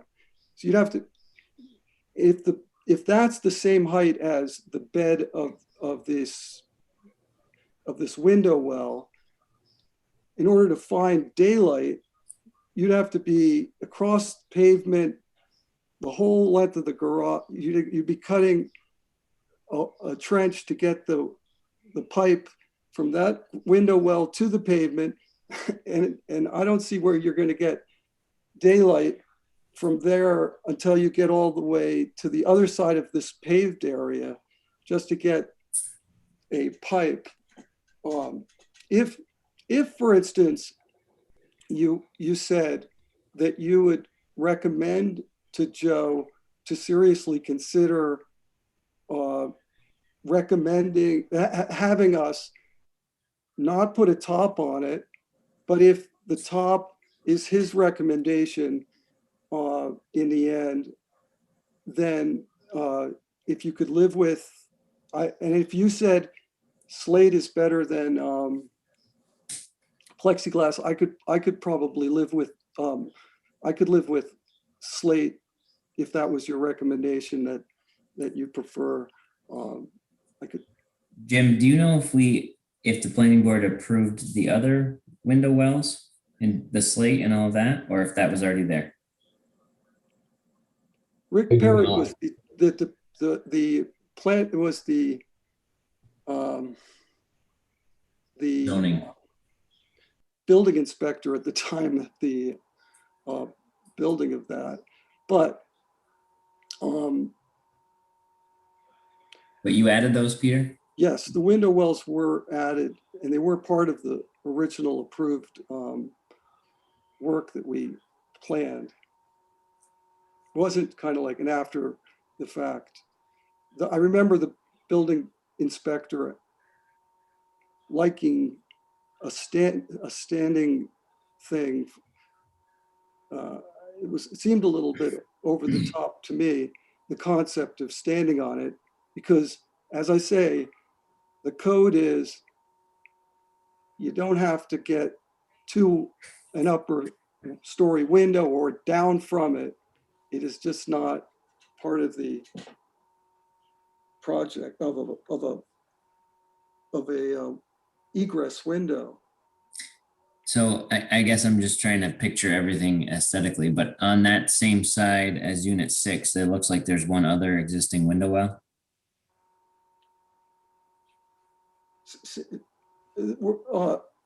Between that, right, that window well Okay. is the one that you're seeing Okay. With the slate. And there's none anywhere else? Correct. Okay. So if we do no top, then we end up having one with a top and one without a top on the same side. So I guess the slate, I mean, unless you just take the slate off the other one, but the plexiglass, I don't think I would go for that. It would have to be the slate just to match the others, because now we're getting into 2 different types of tops. Sorry, this is all just coming together now. I didn't make sense before. So if we were to consider the application as presented with a slate top, some of the comments I've heard from the board is we would be looking for a final certified plan and elevation from the architect representing that. We would be looking for a thorough. Could that be not coming back to this board, but that would be provided to the building inspector? I think I'd like to see that as a copy to go into the file for the planning board as well. Absolutely. So it doesn't necessarily mean you're back in front of the board. These would be conditions of approval that you'd have to satisfy before you could go forward with the building permit. So again, that would be the certified plan by the architect for the plan and elevation views. A complete review and sign off of the plan from the code enforcement officer in regards to building code compliance, and a review and acceptance by the fire department, the city fire department, for said plan. Those are the conditions that I've heard, I believe, out of the board. Does anybody else have any other? Would it be acceptable that Joe McMahon coordinate with the fire department on it? I don't necessarily want to speak for his department to coordinate another department, but I would, if they can coordinate together and you can get that sign off from the fire department, that's fine.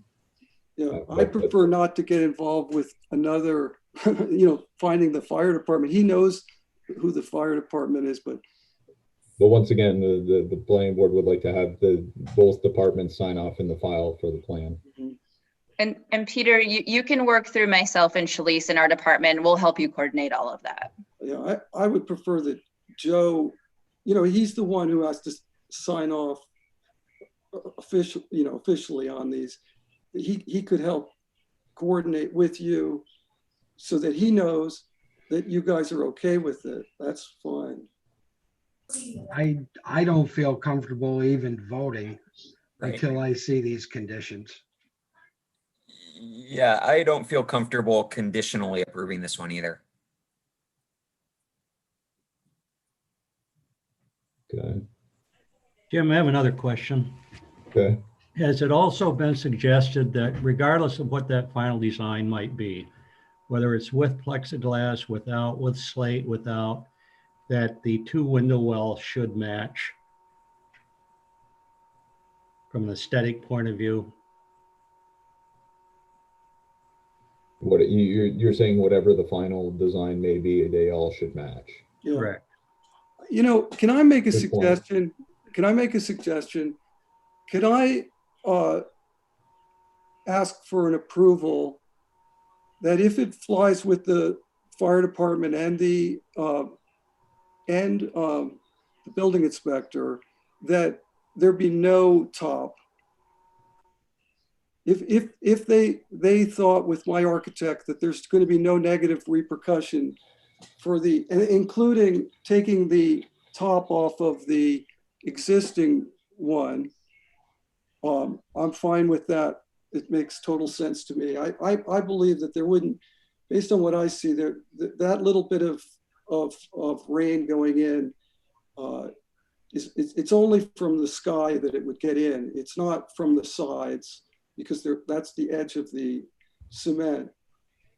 So it really is just from the sky. So I would agree with you that, and then aesthetically, you're right. I think it would clean up the whole look. It would be a nicer look. And I think that's a better suggestion. Hey, I'm going to speak for myself. If you're asking us to vote tonight, I would suggest that you meet our conditional stipulations and come back to vote again to make the presentation after these stipulations have been met. What stipulation? If I want to take off the top, I don't feel comfortable with you referencing a conversation your architect had with the code enforcement official, and he not even put this on a certified plan by the architect. I would rather see his work be certified by himself. And if he and Joe concur that it's code compliant, then I can accept that. But I can't accept it without this being certified by your architect in the acknowledgement of Joe. And that's just me, so. Yeah, Rick, I am I'm 100% with you on that. I can't conditionally approve this one without those certifications. I mean, it's several certifications we're looking for, not just one or not just one. I'm also still, I understand why the walkout solution to grade may not work, but I'm just curious. I don't like the idea of an egress into a cage. And so I'm wondering if steeper grade with stair steps would work down to the bed of that window well. You basically would just as well have it right to the pavement if you're going to do that. There's no room for that staircase. And the other thing is, I mean, speak to your builder or whoever, but there may be options for drainage directly underneath into a dry well, crushed stone, something like that, where it doesn't have to be run with a pipe all the way out. But Right. And I'm in agreement with you, Derek, that my lean is 100% to take what I'm learning and feeling that the tops are not necessary, and there's really not enough rain coming from the sky to validate any precaution in that department. Now, if there's somehow a code that the building inspector and the fire department suggest exists that would preclude having an open well there, then I can also commiserate with you, Mr. Perry, on that you want to have a write-off on that. That sounds fine. Peter, quick question. I believe in your presentation, and correct me if I'm wrong, you had indicated that you were directed at one point for the existing window well that it needed to be slate. No, that I feel like it wasn't very well stated. It was like an assistant to an assistant came out there and he said, you got to be able to walk out that first floor, but he didn't know from whence he's coming. He was an assistant to an assistant. And I put it together for them. But the truth is, if you know what I'm saying, all an egress window on a building is simply that. Okay, so I was just clarifying that you did not receive direction from the building code officer or anyone else for that. I kind of did. It was a very minor interaction when he said, "Let's get some kind of a thing up there." I felt like it wasn't coming from very high up source. Okay. So I guess you're looking to potentially change your application up a little bit, go without maybe in the direction of no top on these window wells. Yeah, in fact, I'll take the top off of the existing slate one as well. There's no difference there. Okay, and then I believe then they would all match. And then I believe many of the board members have concurred that they would like you to see you come back with that updated application along with certifications from your architect, a concurrence from the building code officer, as well as the fire department in regards to the proposal. Correct. Does that sound, does that clarify at least a couple of the board members that have spoken here? That does for me, Jim. I don't practice code enforcement officiating these days, and I'd rather see the appropriate authorities give the approval to the design professionals plan. I'd love to have a specific statement also from the code inspector that a ladder is not required in that window well. Oh, it is required. Yeah. To get up and over the green railing, it is required. I think it is. Oh, I was under the impression that you had said you only needed to be on the other, like you just needed to exit. But if you're in the I just feel like these window wells have a ladder. I not feel it. I've seen it. They have Welco system that has a ladder, a staircase, a ladder built into it. I'd love to see the engineering of that, or a drawing or some depiction of that. I think, truthfully, I think, Kurt, the conditions we've put on, I've outlined here, a certified complete plan by the architect, that's been reviewed by the building inspector and concurred that they agree that it meets building code, and then also a letter from the fire department that they've reviewed the plan. That probably should help resolve a lot of these questions that we have.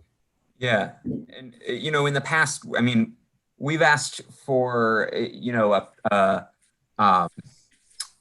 images of lampshades and cover, right? I mean, I would love to see the company specs on the window well material for the ladder, to know that that's there.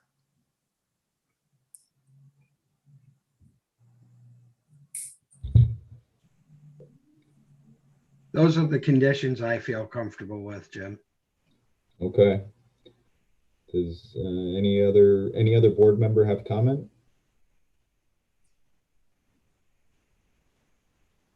Okay, if not, Peter, do you have any other questions for us? No. Okay. Shalice, can you I guess clarify in the minutes just our outline of the, what's in the minutes of what we've requested? Just to confirm, you're requesting a certified complete plan by the architect, one that is concurred by code enforcement and the fire department. And there is some discussion on wanting to see a spec sheet on the window well ladder. Did I miss something? That's what I've heard. Does anybody else have anything that Shalice missed? Removal of the plexiglass top. Oh, yeah, I've got, and no roof. Sorry. Could we leave that as the potential removal of the top?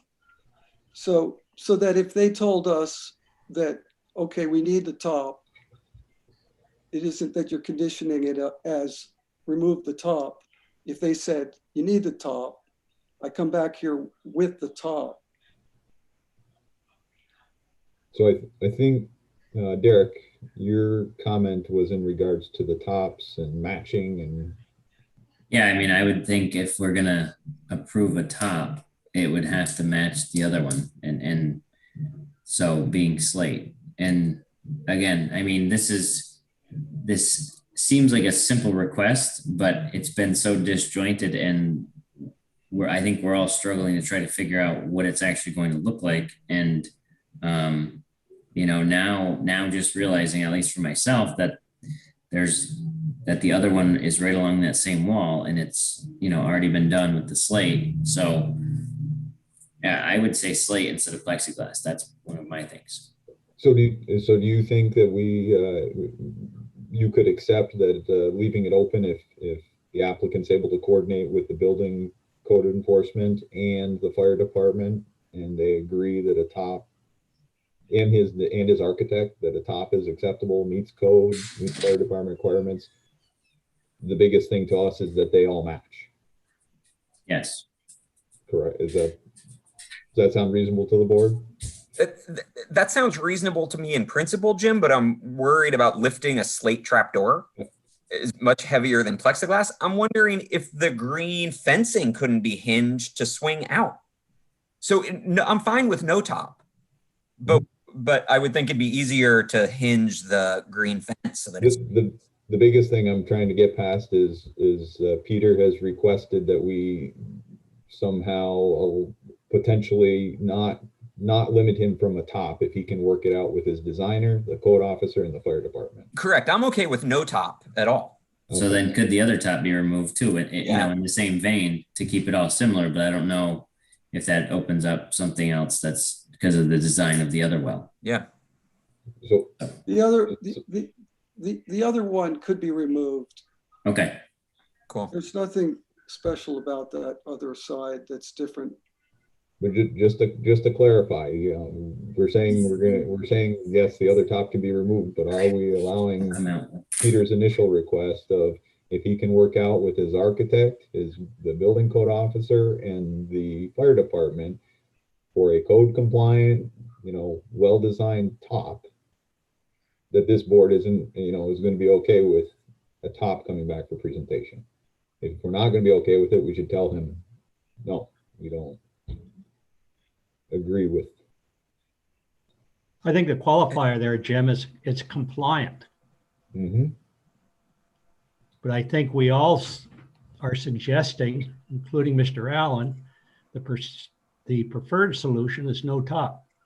Okay. If we don't arrive at that point and we have a top, it should be consistent and it should have the appropriate approvals before it comes back to this board. Okay.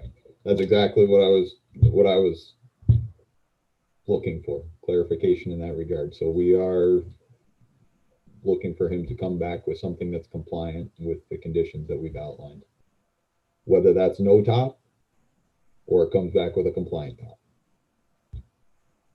Yeah, my thought, based on the discussion, is that if the fire code and if all the applicable codes mandate a slate top, then when he comes back with a slate top, we shouldn't be debating whether or not it's a slate top. If he comes back with a consistent one design for all of the wells that has been approved, I'm not sure it's our job to then say, well, yeah, but would like something different, because at that point we know what the code says it needs to be. And it sounds to me like that's what Mr. Allen is proposing to do. Whatever the code says, you know, is the proper containment for the well, that is what he is going to create. That's what I'm hearing. And that's what I hope the language will reflect in the minutes. Okay. Thank you. I think it's clear now. And does anybody have any other further comments? No, I think Red stated it exactly the way we all intend it to read. Okay. And Can I just Peter? confirm with you guys that that last one is approval is conditioned upon no top to the window well. If a top is required, the applicant must come back to the board for review and approval. Did I capture that correctly? Well, he's coming back regardless because we're not going to vote on it tonight.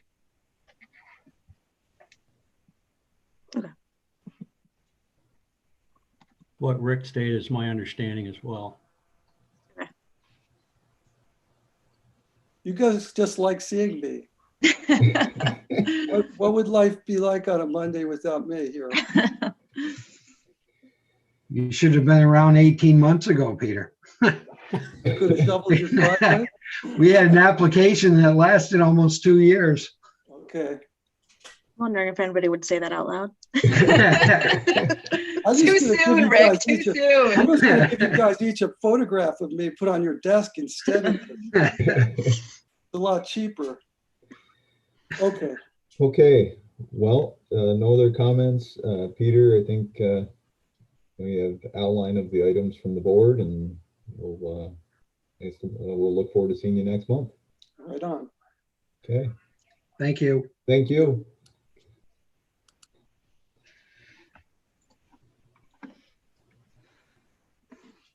There was a public hearing advertised for that one.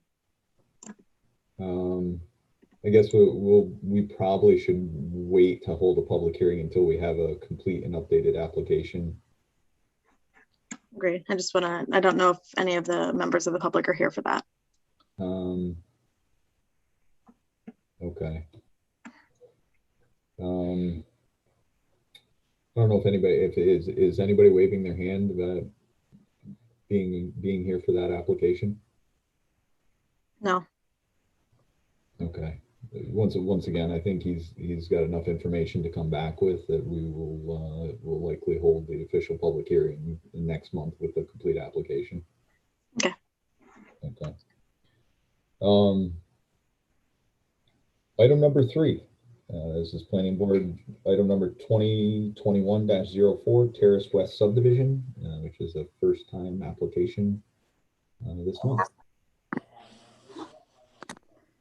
Okay, so item number 3, again, this is 2021-04 Terrace West Subdivision.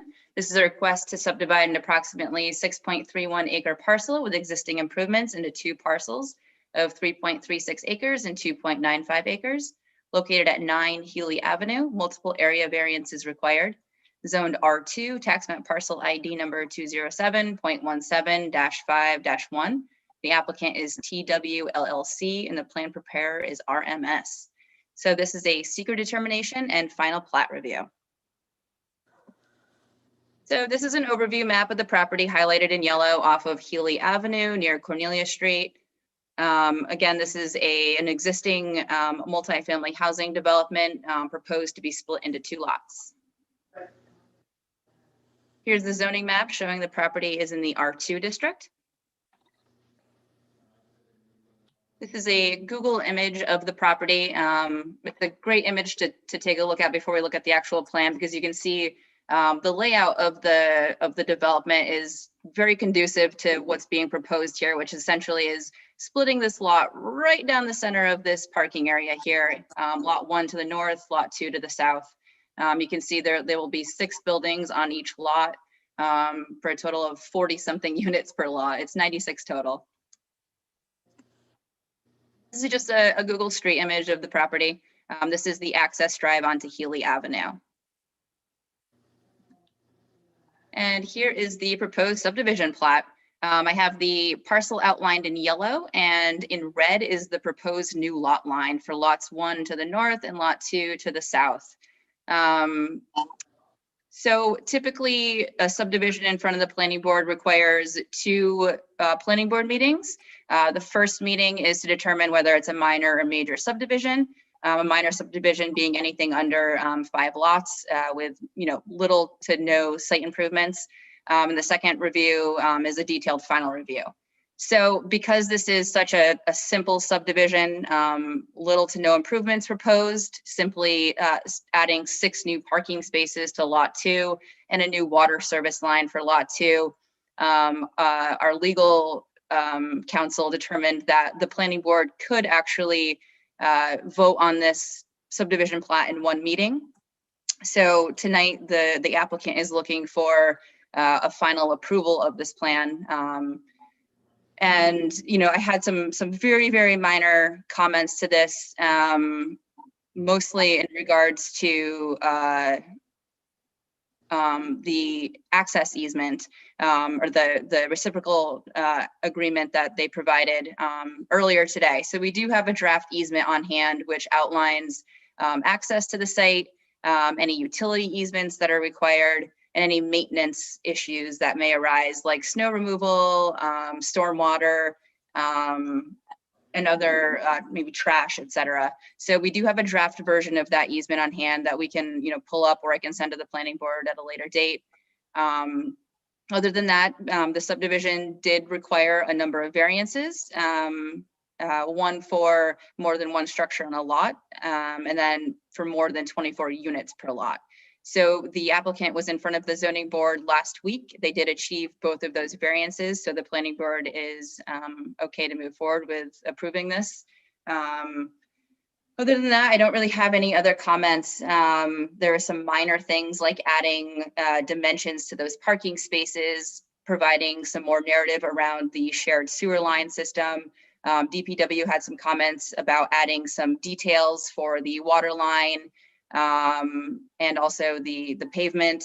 And I had a comment about adding, a simple note to the zoning table for any pre-existing non-conforming conditions, just to, make sure those are highlighted on the plan. We reviewed seeker part 1, determined this to be an unlisted action. So the planning board can complete seeker part 2 tonight. Other than that, I'd like to open it up to the applicant to answer any questions from the board. No, I think Melena did a very good job summing it up. Basically, it's an existing, 96 lot development or 96 unit development. Looking to divide it basically right down the middle. So the two parties will each have 48 units. We did obtain the variances. Although the property does predate your bulk area requirements, because we're adjusting the lot lines, we had to get a variance for the more than one principal structure and more than 24 dwelling units per lot for both lots. The only other bulk area requirement that is pre-existing non-conforming is the setback from Healy Avenue. One of the units, I think, is about 2 feet closer to the road than what current zoning would allow. But again, nothing's changing from what you see. So, when the subdivision is done, it's going to look exactly the same as it does now. The only minor improvement we talked about was separating water. So lot 1 and 2 would have a separate water feed. We'll coordinate with Public Works and provide the necessary details and permit applications and notifications for that. The reciprocal easement agreement draft was provided. Simply lot 1, there is a sewer main that runs along the east side, heading north out onto Terrace West Drive. So the reciprocal easement agreement addresses that issue that lot 2 does drain across lot 1 for sewer. Moya did bring up a comment about in future access on Healy Avenue, the northwest corner of lot 1. Our concern obviously with that is that right now, the issue really is that there's a lot of cross-through traffic from Terrace West to Healy Avenue. So rather than putting that driveway in the northwest corner of lot 1, if anything, we'd probably want to put it in the middle of lot 1 and 2, and maybe even disconnect from Terrace West to really eliminate that cross cut-through traffic. That's something the owner has been exploring, but at this point, we're looking to basically get the subdivision with the reciprocal easement agreements, just, have separate water services. But again, what it looks like tomorrow or when, after this map gets filed is exactly what it looks like today. So there's no real other improvements except for adding 6 parking spaces. And we've actually been talking with MLD about upgrading a transformer, which is currently in a pavement area, that if we move that transformer, we may be able to squeeze 3 spaces there and not have to do one of the little bump outs that the map shows. But again, pretty straightforward application. There's no new buildings, no more units, so pretty simple and straightforward.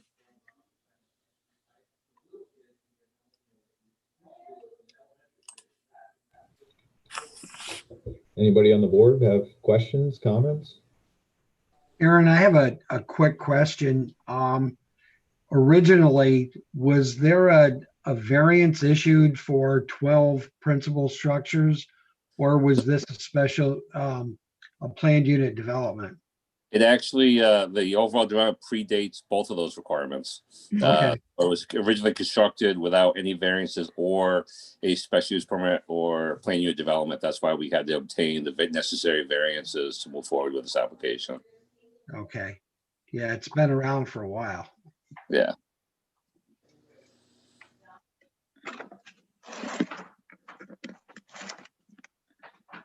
Aaron, the existing water service to this facility? Or this? Yep, there's a water tap that enters the northerly lot off of Healy Avenue. There is a meter pit, and then the main runs parallel with Healy Avenue, feeding lot 2 and lot 1. What we're looking to do is disconnect lot 1 from lot 2 and run a separate service out to Healy Avenue for the southern lot. That way, each landowner is responsible for his tenants and their responsibility, so that, if there was a break or a tenant that was misusing something, the other property isn't being subject to, having to pay fees for something they didn't cause. So it just kind of cleans that up. So there's separate services for each lot. So separate, and they both have their own separate meter pits, basically. Exactly. They'll all both have their own There's one meter pit existing that would service the north lot, and then there would be a new meter pit on the south lot.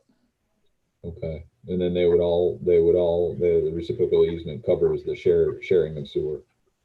Correct, right? Because the sewer is, all underground. It's all, very straightforward. So it does flow to the northeast corner. So lot 2 does flow through lot 1, but really the key was, if a tenant has a running toilet, the city, you're incurring, meter charges to the city, which, if you're not that landlord, this way it's simpler having them separate. Is all the electrical as well separated or covered by reciprocal? There's multiple existing easements and transformers that MLD has to service the property. So they currently have easements coming in off of Healy Avenue, off the pole line to feed the various transformers. Those are all existing and none of it would change. As I said, the only possible change is just moving the transformer out of a pavement area into a lawn area. But again, all those easements currently exist. Is there any of these buildings served by natural gas, or is that just something that crosses the property at the north? No, there's all these predate any of that. They're all electric heat, so there's no gas. Not that I'm aware of any gas service in them now. Okay, so that's just that is a natural gas at the top, the north, right? There is a gas line that comes right. This when NYSEG ran their line, rather than running down the state highway because Route 3 is so congested, they kind of ran on the north side of this property to cut through from Healy Avenue to the east. Okay. Okay. Does the is there any there's no closed storm drainage in this facility? No, it's if you look at the property, the DOT there is some DOT stuff out in Healy Avenue, but then on the south side, you do have that large drainage ditch. That's all the DOT swale that runs along the south side of lot 2. There's also the swales open along the north side of lot 1. So there's no closed storm sewer on the property. So open swales that go around. Okay. Okay. Does the board have any other questions or comment? Oh, nice clean application. It is, thank you. Yeah. It is complete. We Okay. try to keep it quick and simple. Thank you. Well, if there's no other comments, then we do have a couple of actions ahead of us. This application, I'll go back to what Melina had suggested and what the board had was looking for originally in terms of the public hearing first. So I guess I'll move to open the public hearing. Shalise, if you let me know if anybody's here from the public to wants to offer comment. So far, no hands are up. No hands. Okay, give it a few seconds. If no one is raising their hand, then I'll move to close the public hearing. And then we have the second item, a seeker resolution. Seeker resolution 2021-04A to declare the project as an unlisted action and complete seeker part 2 with negative declaration of no significant environmental impact. So Shalise, if you can run through the part 2. Sure. Will the proposed action create a material conflict with an adopted land use plan or zoning regulations? Will the proposed action result in a change in the use or intensity of use of land? Will the proposed action impair the character or quality of the existing community? Will the proposed action have an impact on the environmental characteristics that caused the establishment of a critical environmental area? Will the proposed action result in an adverse change in the existing level of traffic or affect existing infrastructure for mass transit, biking, or walkway? Will the proposed action cause an increase in the use of energy and it fails to incorporate reasonably available energy conservation or renewable energy opportunities? Will the proposed action impact existing public or private water supplies? Will the proposed action impact existing public or private wastewater treatment utilities? Will the proposed action impair the character or quality of important historic, archaeological, architectural, or aesthetic resources? Will the proposed action result in an adverse change to natural resources, for example, wetlands, water bodies, groundwater, air quality, flora, and fauna?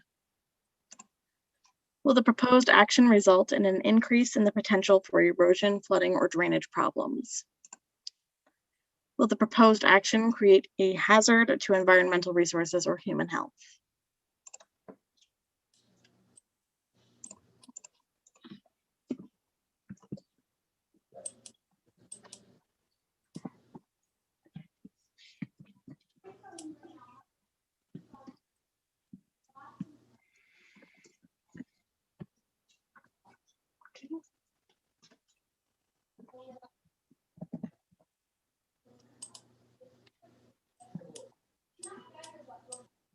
Oh, is this 04?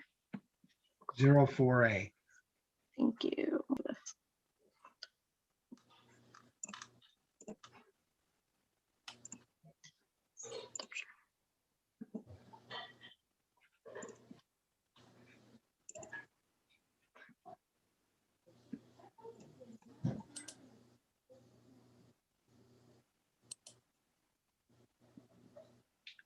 Are you looking for a motion, Jim? Sorry, I was on mute. I didn't realize. Anyway, sorry about that. Does anybody, any board member want to make a motion or move the resolution 2021-04A? I'd like to make the motion to approve with no significant adverse environmental impacts. Resolution number 2021-4A. Okay. Motion by Rick. A second. I'll second. Second by Reg. Roll call. Rick Perry, Yes. Reg Carter, Yes. Loretta Rietzema, Yes. Jim Abdallah, Yes. Derek Rosenbaum. Yes. Motion carries. Okay. Now we have a proposed resolution 2021-04B for approval of the minor subdivision with the conditions outlined.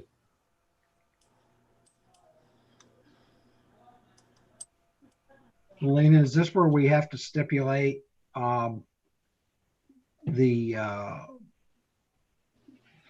going to approve everything in one night?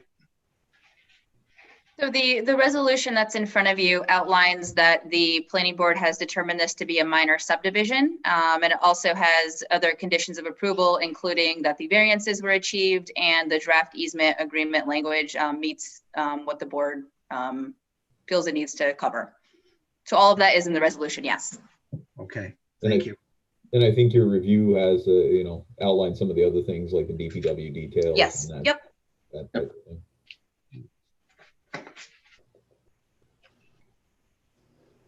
Okay, so do I have a motion from someone? I'll make a motion to adopt resolution 2021-04B to declare the action a minor subdivision and approve the detailed plat and related materials. I'll second it. Okay, motion by Reg, second by Rick. Any other comment? If not, Shalice, roll call. Reg Carter, Yes. Loretta Rietzema, Yes. Jim Abdallah, Yes. Derek Rosenbaum, Yes. Rick Perry. Yes. Thank you very much. Have a good night. Thank you.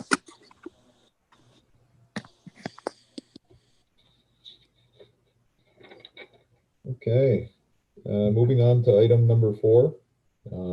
I have to recuse myself from this application because my firm AEDA worked with the site plan design. So Derek will take over for chair. Okay, thanks, Jim.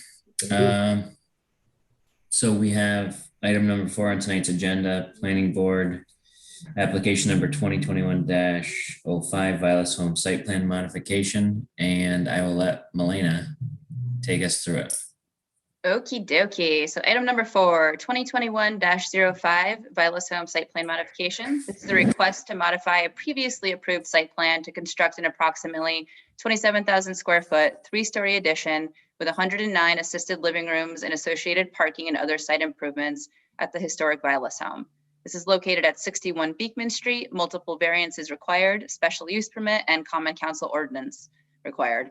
Zoned R1, tax map parcel ID number 207.18-6-38. The applicant is the Vilas Home LLC and the plan preparer is AEDA. This is a seeker and final detailed plan review. So this plan was previously approved almost exactly 1 year ago.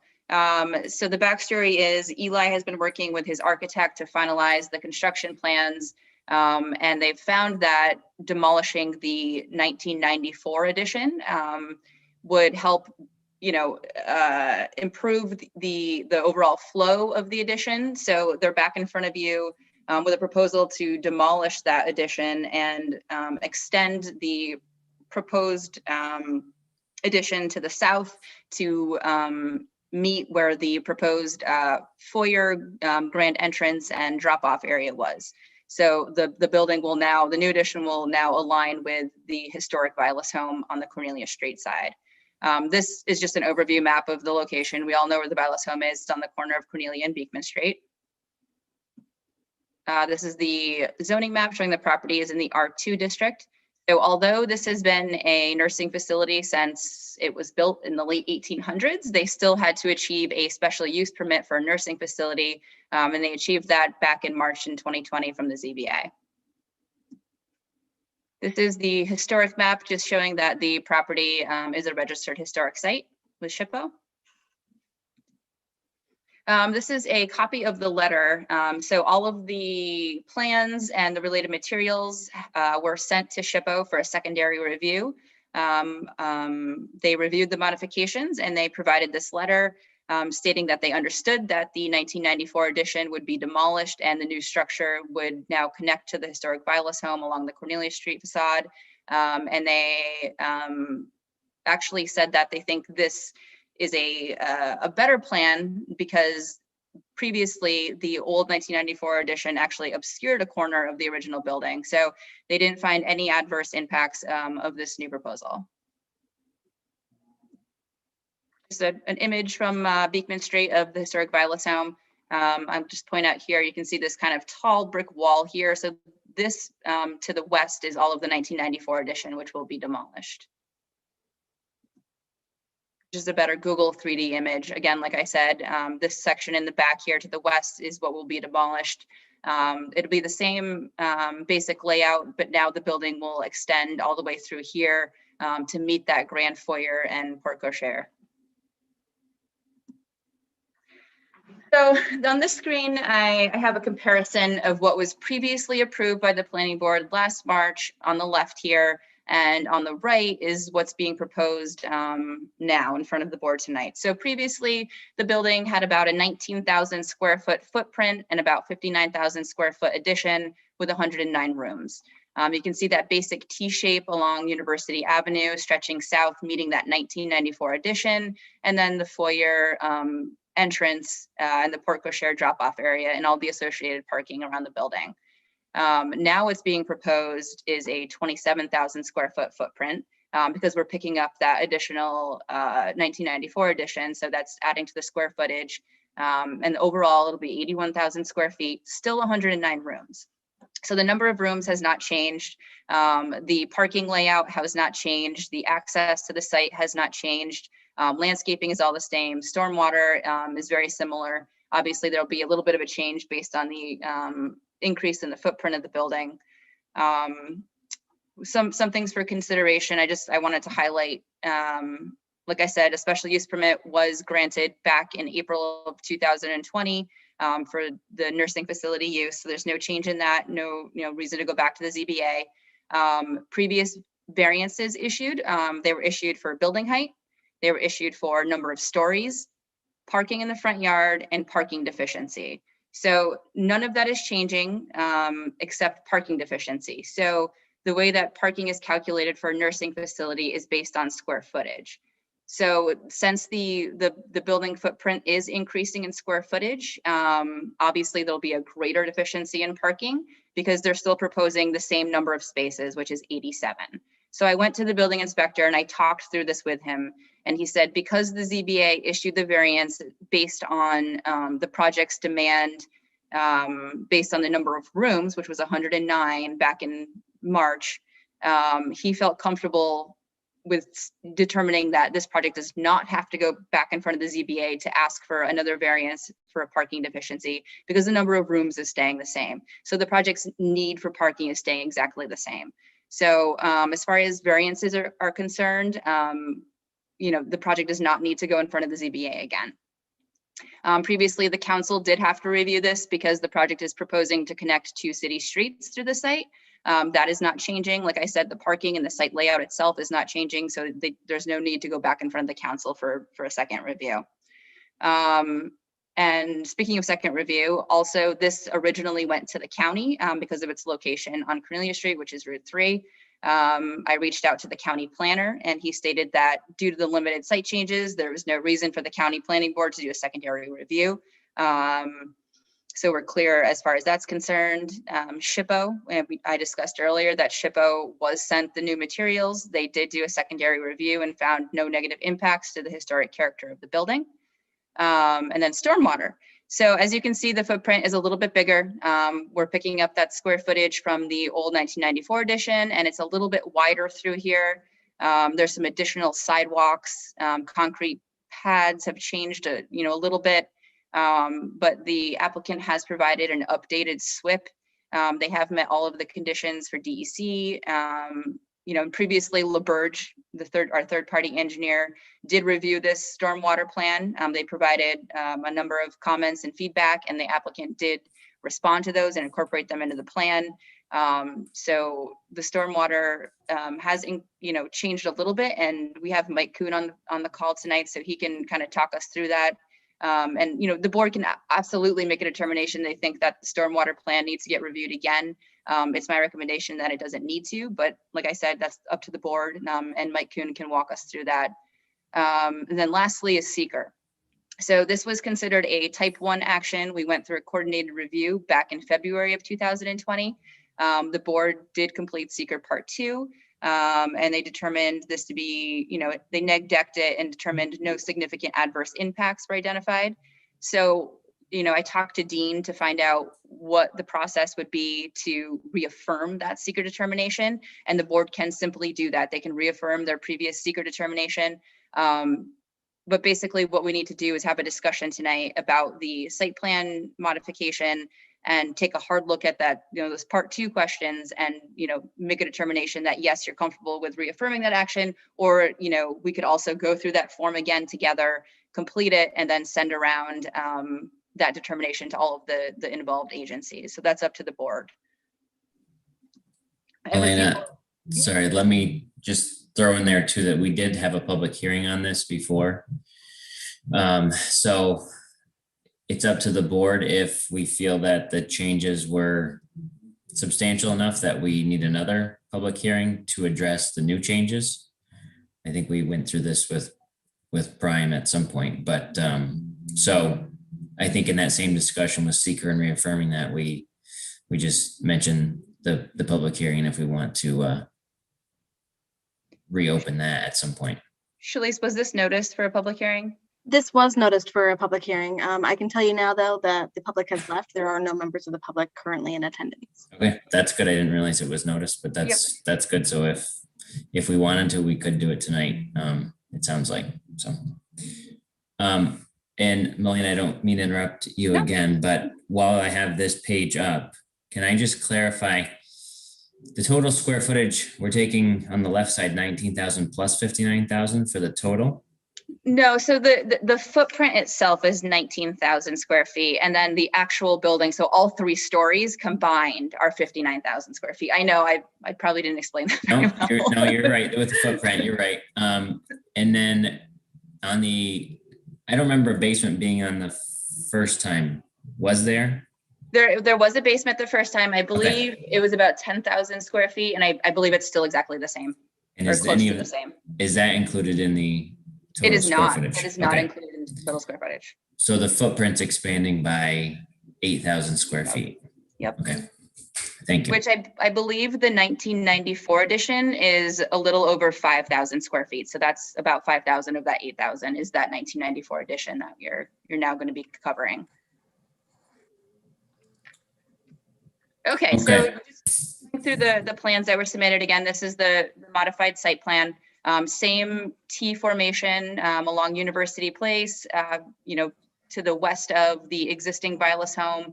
It will connect on all 3 levels, which I believe was one of the main reasons for this modification, was for better flow from the existing building.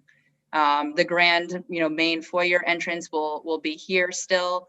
And it's a better flow, I think, into the new addition and to the existing Vilas home. So as far as construction is concerned, the plan is to build this new addition and then demolish, get these rooms ready and then demolish the 1994 addition and then do the connection to the existing Vilas home. What did I include here? Oh, this is just the siting grading plan. I included this because you can see the stormwater plan that's proposed. So it's an underground system here and then 2 bioretention ponds on the property, which is exactly the same as what was proposed previously. This is a truck maneuvering plan. I included this just so you could see that the site layout and the access is still the same as what was previously proposed. This is the utility plan. Mike can walk us through this as well. I don't believe there are any changes to what was previously proposed. And the fun stuff. So this is what it's going to look like now. The architect provided these coloring renderings for us. You can see this is looking from Cornelia Street. So the top south elevation, this is as if you were standing on Cornelia Street looking at the property. So this is the side of the historic Vilas home here, and this will be the new addition and the main entrance into the building through these doors and where the drop-off area is. And then, oh, I thought I had the little map on here. And then this is going to be I don't see what elevation this is, but I think on the next page I have all of them. Yeah, this is a little more clear. Okay, so we have the south elevation on the top, the west elevation. So coming down Cornelia Street, this is what you would see here in this area. And then south elevation is this wing on the left. And then the south elevation, which is, I guess, this other part of it over here. And we have the architect on the call tonight too, and they could talk us through this. I believe the colors are exactly the same as what was previously proposed as well. You will see though, there are little tiny vents in between all of the windows here. And I asked Eli about that and he explained that the heating and cooling system that they're going to be using requires those vents, but he's confident that the architect can use the colors and materials to kind of hide those a little bit because previously those were not proposed. Elevations from the other side. So this is the east elevation of the property. And then the north elevation, which is that long stretch along University Place. And I believe that's all I have. So again, I'll open it up to the applicants to kind of talk us through this, provide a little bit more detail, and then we can work through the seeker review. Okay. Thank you, Milena, and thanks to the board for having me back. We are very excited about the addition to the Vilas home, expanding our services and keeping with the historic Vilas home mission to provide care to the seniors in the area and build off of what it's done for over 130 years. So during the last meeting, I said that I knew there would be small changes that would happen, small tweaks to the elevations, things like that, because we really want to make sure that this is it's such an important project to the area, historic project. And I have a really great architect, great engineer. And, obviously we could just build what you guys approved a year ago, but it's not in my nature to, leave it there. And we just have been fine tuning it just to make sure that, the main goal at the end of the day, that it's a great place for the elderly to live. And it's a place that they want to live and they thrive and have high quality of life and things like that is really important to a project of this nature. The reason why some of these changes are happening are that originally the 1994 building is only 2 stories. So we were planning to take the roof off the 2nd floor, build a 3rd floor on top of it, add a new roof, and then we were going to build the building out about 30% roughly towards Cornelia. And the architects did a whole plan with that, and it was funky. We had columns in the wrong places, and for the front entrance and where the main connection for the seniors to the community, which is really important. This is probably the most important part of the building, because you really want to make sure that the elderly have a connection to the greater community of Plattsburgh, even if that means that they can be out front and watch people drive by, and people know they live there, and it encourages, Girl Scouts, for example, to come by, and it just shows that they're open to interactions. So rather than really just save some concrete slabs in the 1994 building and cobble it together, we decided that, it makes sense just to tear it down. But I really liked the design of the 1994 building, so we didn't really change it. The hallways work well, and the flow, it's just the structure wasn't, it was a very basic structure that you couldn't work with. So we really didn't change much as far as the addition. We're really just, I'm basically rebuilding what I already had there with the third floor and what was approved. The main changes to the elevation are that I added a 4-season porch. So it's going to be really nice, because you walk up, and on all 3 sides of the main entrance is going to be a 3-season porch where people can open the windows and be connected to fresh air and feel like they're outside, even if they're not able to get outside easily, families to visit, things like that. So that front porch is going to be a really great place for people to get southern exposure, to be connected to the greater Plattsburgh community. And a lot of the square footage is really just because of that porch. And we're also able to make the building more symmetric. So not a lot of changes, but I want to come back to you guys, show you what we've done, get your feedback, see what you think, and just make sure you guys have the latest set of plans before we start construction. So I appreciate you having me at this meeting.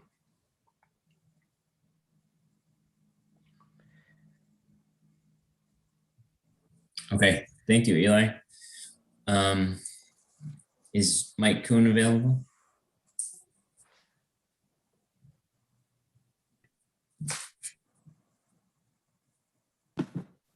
Hi, can you hear me?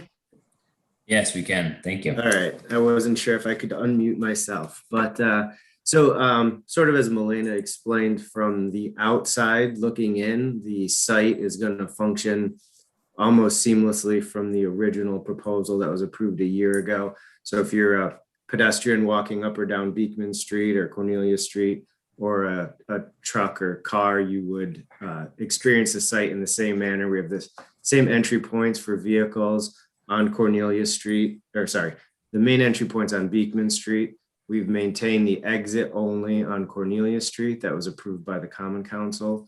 Pedestrian access points will all be the same, with sidewalk connectivity in 2 places on Beekman Street, 1 place on Cornelia Street, and a sidewalk to University Place that really isn't an entryway, but rather just an emergency exit way to get people safely away from the building. That will tie in with a lounge and eating area. So some of the areas where you really have people congregating. So having that safe egress way in an emergency was an important part. In terms of stormwater, as Milena touched on, we basically just updated all the calculations in the original stormwater design and stormwater report. The additional roof area did cause us to slightly increase the size of the bioretention areas. So we'll provide the same level of water quality by filtering and plant uptake to meet the DEC design standards. So the stormwater has been fully reevaluated, and again, same design, but just new numbers and slightly larger areas in the biofiltration. The underground stormwater system is actually going to see a little bit less, so the existing layout still worked. In terms of utilities, I saw on the comments in the letter from DPW, just some standard coordination. We're going to have similar sanitary sewer connections, one dedicated from the kitchen that will have proper grease interceptor before it connects into the sewer main on University Place, and then the primary sewer for the building will exit onto Beekman Street and tie into the sewer main there. Electrical will be coordinated with PMLD that will come off of University Place to a dedicated electric room in the basement facing University Place. So that's in line with the original proposal from a year ago. And lighting wise, it's the same exact lighting layout as was previously reviewed and approved for the parking lot safety, pedestrians, on-site safety. So we used, if you recall, we used some nice decorative time period fixtures that ties somewhat in with like what SUNY has on campus. So it'll be a good level of illumination for safety of people at nighttime, and no change there. We did, you'll probably notice, Rick, I know you were interested in it previously. We did update the turning patterns for service vehicles and the dumpster, the trash haulers to the dumpster in the back portion of the building. We actually made a slight change and rotated the dumpster pad 45 degrees. I think that improves the maneuverability quite a bit. And with the important thing actually with the site and the parking, that's a change from the original design, relates to the phasing. So as Milena expressed, the plan is to build the new residential facility on the north half of the property, and then they'll proceed with demolishing the 1994 addition.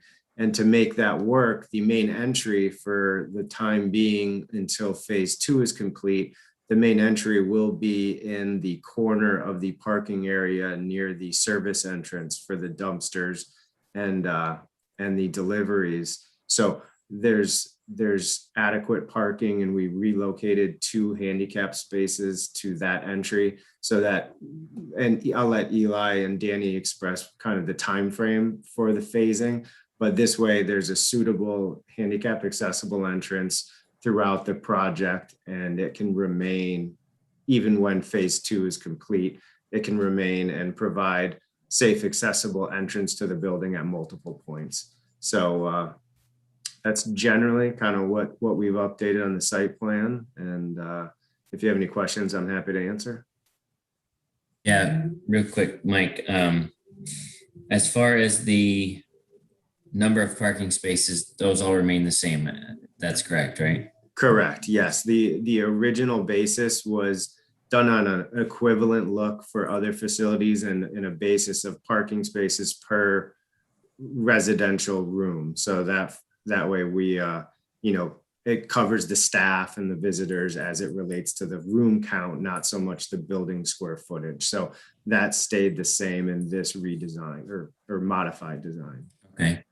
And then the actual amount or square footage of paved area, did that significantly change or change at all? I don't think it changed much. We were still under on open space and still under on building coverage. I think it did certainly change a little bit, but it's still all within the zoning ordinance. Okay. And the layouts of the parking, when I looked at the side by side, they all look like they're pretty similar where the parking spaces and the directions are going. Yeah, so functionally wise, it looks very much the same. The minor change is the 2 parking spaces for accessible entry that I mentioned. And then there's another, previously, as you drove through the Port Cochere, there was 4 parallel spaces, which were really envisioned for like quickly loading and unloading. And that, given the reconfiguration of the Port Cochere, that was reduced to 3 spaces. So we added that additional space over on the side parking lot. So we balanced what's there. And I think this actually relates a little better maneuverability through the Port Cochere and turning in and out of that entryway to the building, which will be the primary entry point. Okay. Does anyone from the board have questions for Mike on this part? Yeah, I have some questions, Mike. Yep. Go ahead, Kurt. So I'm curious, the new connector between the old Vilas and the other side of the renovation, right? Whatever, the replacement for the 1994 section. Will that also be the same siding and building materials, or will that be brick as the 94 connection is now? I'll turn that over to Eli or Danny, but Milena, you've already got it up there, so. But good evening, everyone. Thank you for the opportunity. As far as part of this project, we really looked at it as a simplified connection and a simplified addition, because one of our issues with the last proposal was that we were working with a second brick color that we no longer have to be concerned about. And we were trying to raise a section of the building that was, you know, it was a challenge, I must say. We did it as best as we could, we felt at the time. But when we look at the building now, we really see the original building and an addition, and as simple as that, not an addition to an addition. Yep. And really, as far as materials and simplicity goes, we're not trying to compete with the original historic, and obviously we all have that respect, but we have an addition that's a modern addition to a historic building, and it's as simplified as that. The same materials that we were going to use in terms of the siding, there's no longer a brick introduction, because that would have been yet a third brick, as previously done.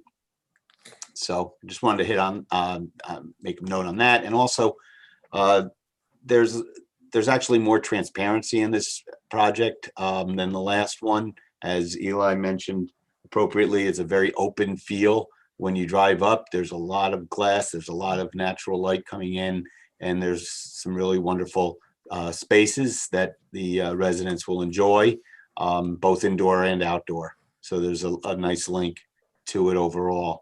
In terms of the roof lines, very similar to what we had before, and but again, not as complex in other respects either. So, is there additional height?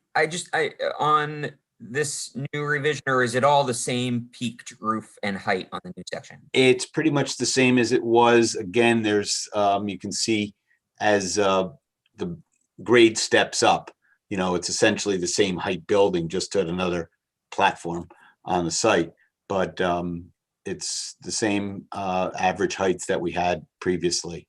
The highest tier of that step up, is that higher than what was proposed last year? I don't believe so. No, I think it's about almost the exact same. We kept the same pitch.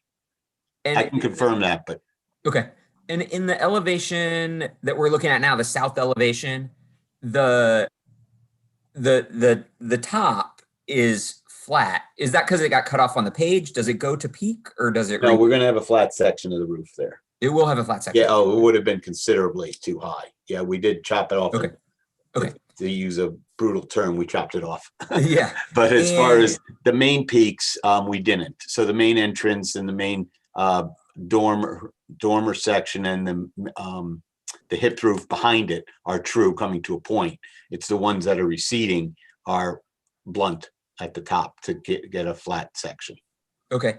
And the color that we see here, I don't remember last year's approved version being this dark. Is this the same color, or is this just a different? They're the same colors, unfortunately, with computer renderings and the like. They're still the same taupe and beige and what's probably going to be a Woodstock brown that we brought to our samples last time. So we did not change those, and Eli was very insistent on that as well, okay. and for good reason. But again, it's not going to compete with the reddish orangey brick either. Right. So and what we see here still looks really dark. You're not intending to change the color. What I'm seeing as dark is either I'm misremembering or it's the printer or something. Yeah, in that. They'll be lighter than this. It's the printed. What happens is when you introduce the black horizontal lines for the siding, it darkens up everything considerably more. And until we get to the next rendering level of presentation, that's always part of it. But you know, as you look at the building, those lines really don't exist. They fade away. Right. But you're intending to keep the same color that was approved last year. Correct. Yes. Okay. Yeah. Well, those were my questions. I'd like to make a couple comments first. I really like the way you preserved the historic portion of the building. I think you've featured it more in your addition than I could have imagined. It really stands out well. You did a really good job with that. The other thing that to me is really impressive is that stormwater system. I like how you take 100-year-old building and apply, today's modern techniques to handling some of the, natural features of the property and of the, of our environment here. The only question I really had was that generator. If you remember right, you had it in the courtyard area. I don't see it on either plan. Is that relocated somewhere? Yeah, we're planning to put it like we talked about, basically in the north west corner of the building, kind of even more to the left on that property line. If you go a little, right in there, but even further a little south, just to keep it off of University, away from the neighbors. The rare times that it does go on, we're going to make sure that it's not visible and a noise nuisance to the neighbors, out of respect for them. And it's still part of the plan. I manage a 40-unit complex, and one of the problems that we have, it's not when the generator is activated, it's when the generator is being exercised, which is for like this once kind a month. of unit, Yeah. once a month. Yeah. So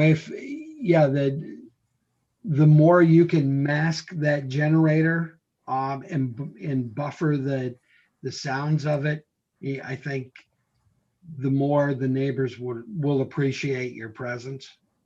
Yeah. We are going to do that, and we understand that was a good point last time. So I'm still on board for it. It hasn't changed. Thank you. You're welcome.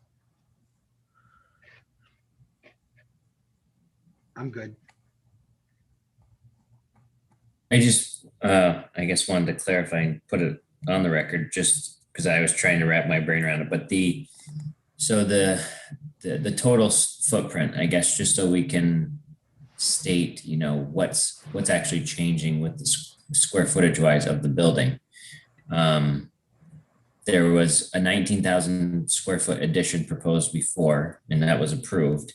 Now it's a 27,000 square foot addition, but you have to account for about 5,000 square feet that's being demolished and replaced with part of an addition. So technically, if I'm doing math correct, it's about a 3,000 square foot net gain from where you were before. Does that sound right?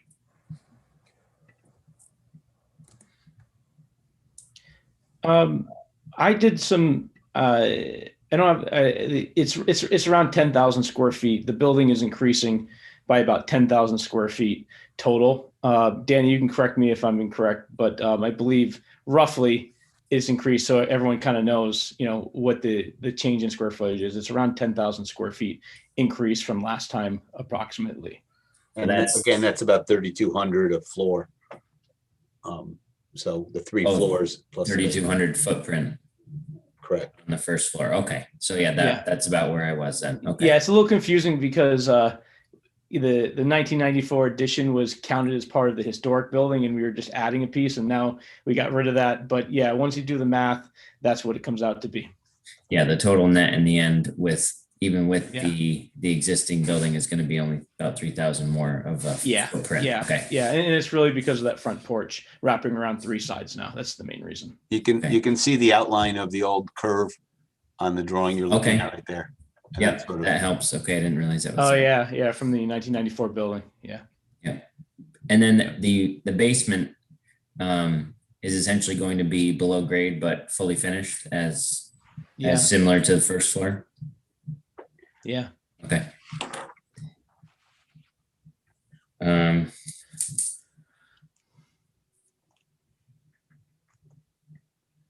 So I guess anyone else from the board have questions?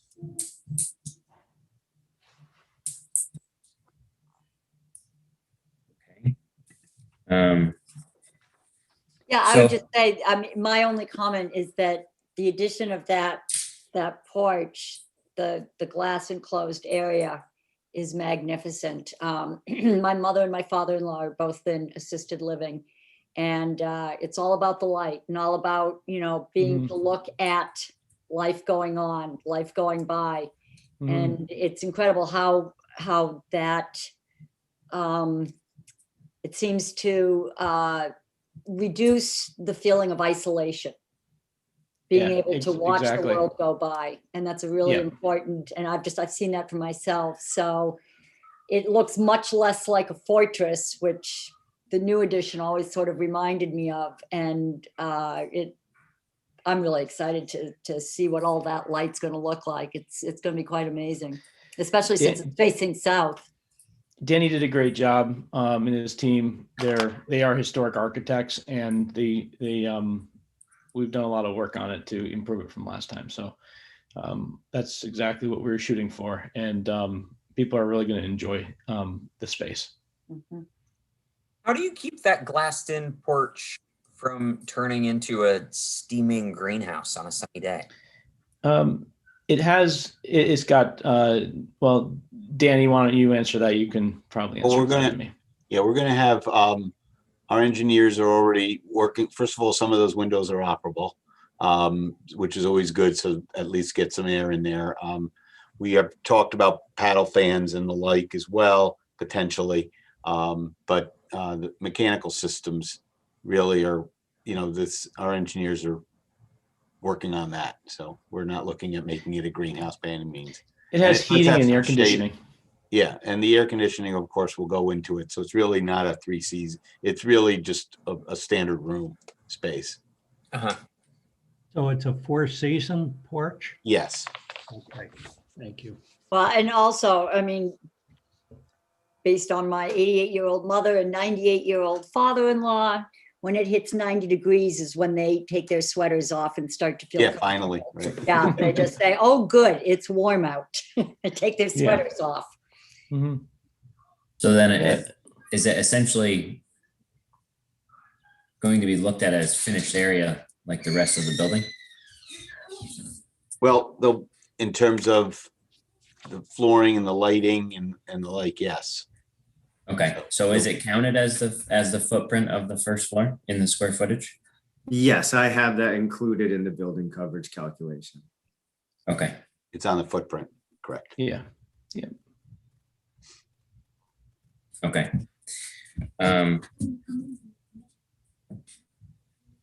Okay, so I guess, is there any other questions from the board?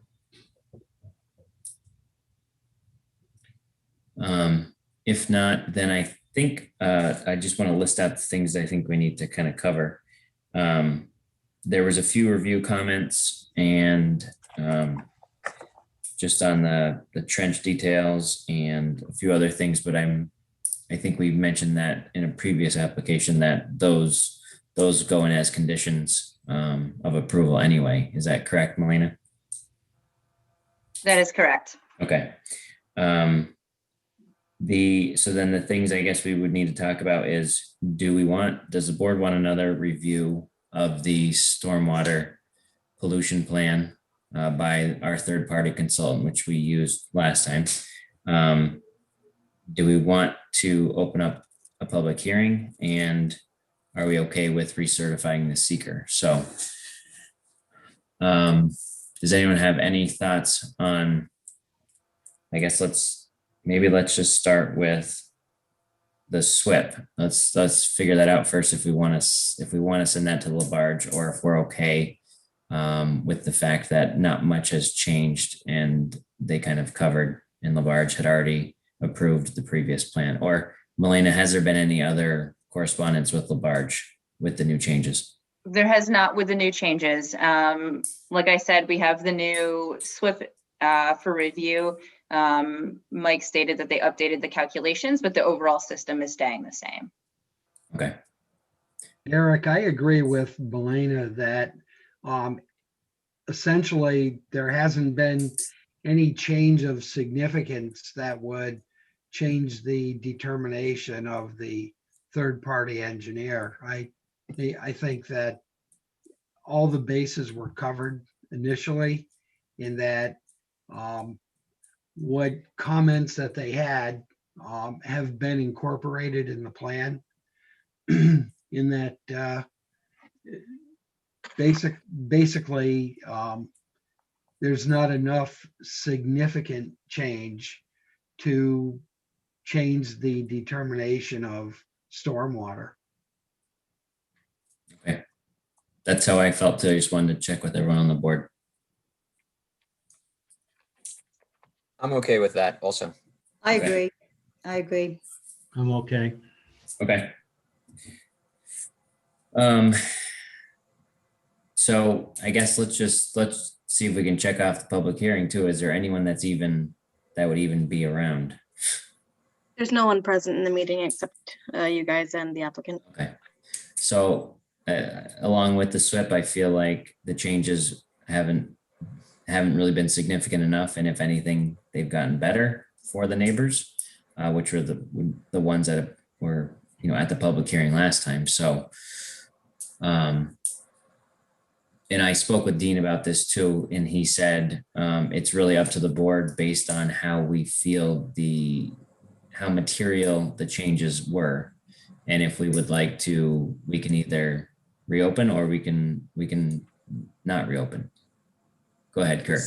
Was there notice that there may be a public hearing for this, or was there notification that I guess what kind of notice was there on the changes? We don't. The I guess. Go ahead, Shalise. I'm sorry. Sorry, there was notice of a public hearing for the modification. I don't remember the exact language off the top of my head. We usually just put what a general scope of what the application is, the modification to a prior approved site plan. But it was noticed for a public hearing. We just don't have anyone in attendance. So wouldn't you automatically open it up as a formality? Yeah. Yeah. Good That's idea. what I would do, Reg. I would open it and close it. Okay. Anyone else on the board oppose that? I agree with it. Okay. So let's open the public hearing for Planning Board number 2021-05 for the Vilas Home Site Plan Modification. You have no Anyone out hands? there? Nope. Okay. Well then, I say we close the public hearing for this application. And so then on to seeker. I guess I'm feeling in line with everything else too, that nothing has substantially changed even with seeker. Milena, what had you proposed going back through it, or can we just recertify? Yes, it's up to the board. Dean said you could either just reaffirm your previous action, which was the neg deck, or you can go through that part 2 form question by question and, consider the material changes against those questions. It's up to the board. Okay. My feeling is that it's, I don't think we need to go through the whole thing. Anyone else? Kurt? Yeah. I don't know if this needs a motion or not, but I will make a motion that we reaffirm our negative declaration of the seeker from March of 2020. I'll second that. Okay. Roll call. Loretta Rietzema, Yes. Derek Rosenbaum, Yes. Rick Perry, Yes. Reg Carter, Yes. Kurt Gervich. Yes. Okay. Motion carried. So now is there any further discussion on the, or let me see, let me get this right. So next thing would be the motion to approve the actual resolution. I'd just like to add one additional comment, Derek. As I remember public comment, a couple residents from University Place had stated issues with, having such a large building.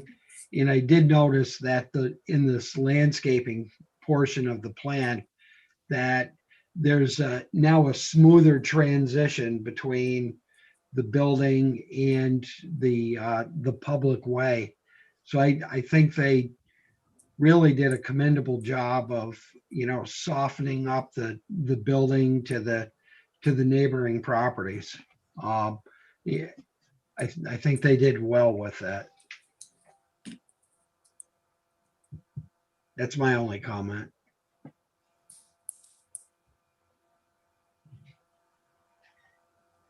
Okay, any other discussion? Along those lines, Rick, I guess I would say, and I think Mr. Schwartzberg addressed it, but I would take care with the placement and the protection around that generator to ensure that there's not noise pollution to the neighbors.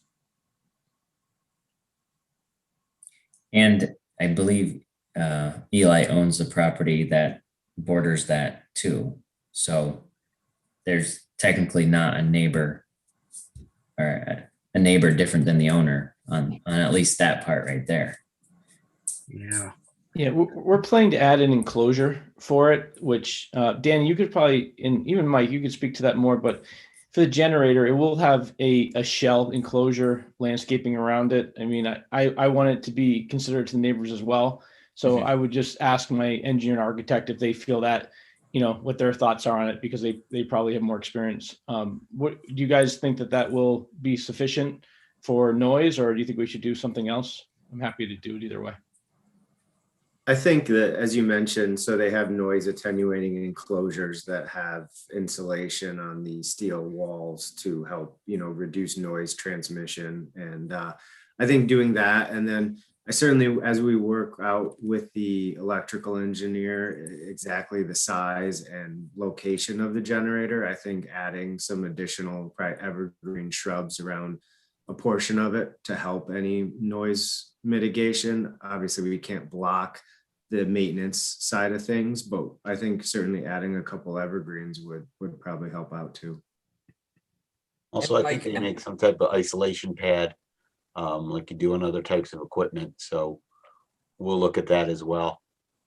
And Mike, for vibration sound. and am I right that this is an emergency use generator that's fired up periodically to make sure it's running, but it generally is not running? Correct. In the interim period. It runs 10 minutes a month. It goes on automatically and then do an error code. It might even have a telephone to tell someone.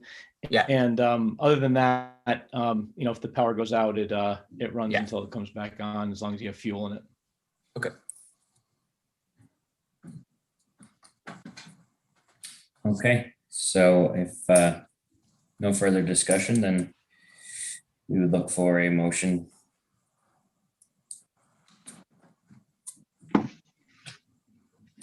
Make a motion to adopt resolution 2021-05 to reaffirm the previous SEQR action and approve the modified detailed plan and related materials. So let's just take out the seeker because we already did that and just approve the modified plan. Okay, Reg? You want me to reread it then? I'll have Sure. to. Yeah. Okay. Make a motion to adopt resolution 2021-05 to approve the modified detailed plan and related materials. Okay, motion by Reg, I'll second. second by Loretta. Roll call.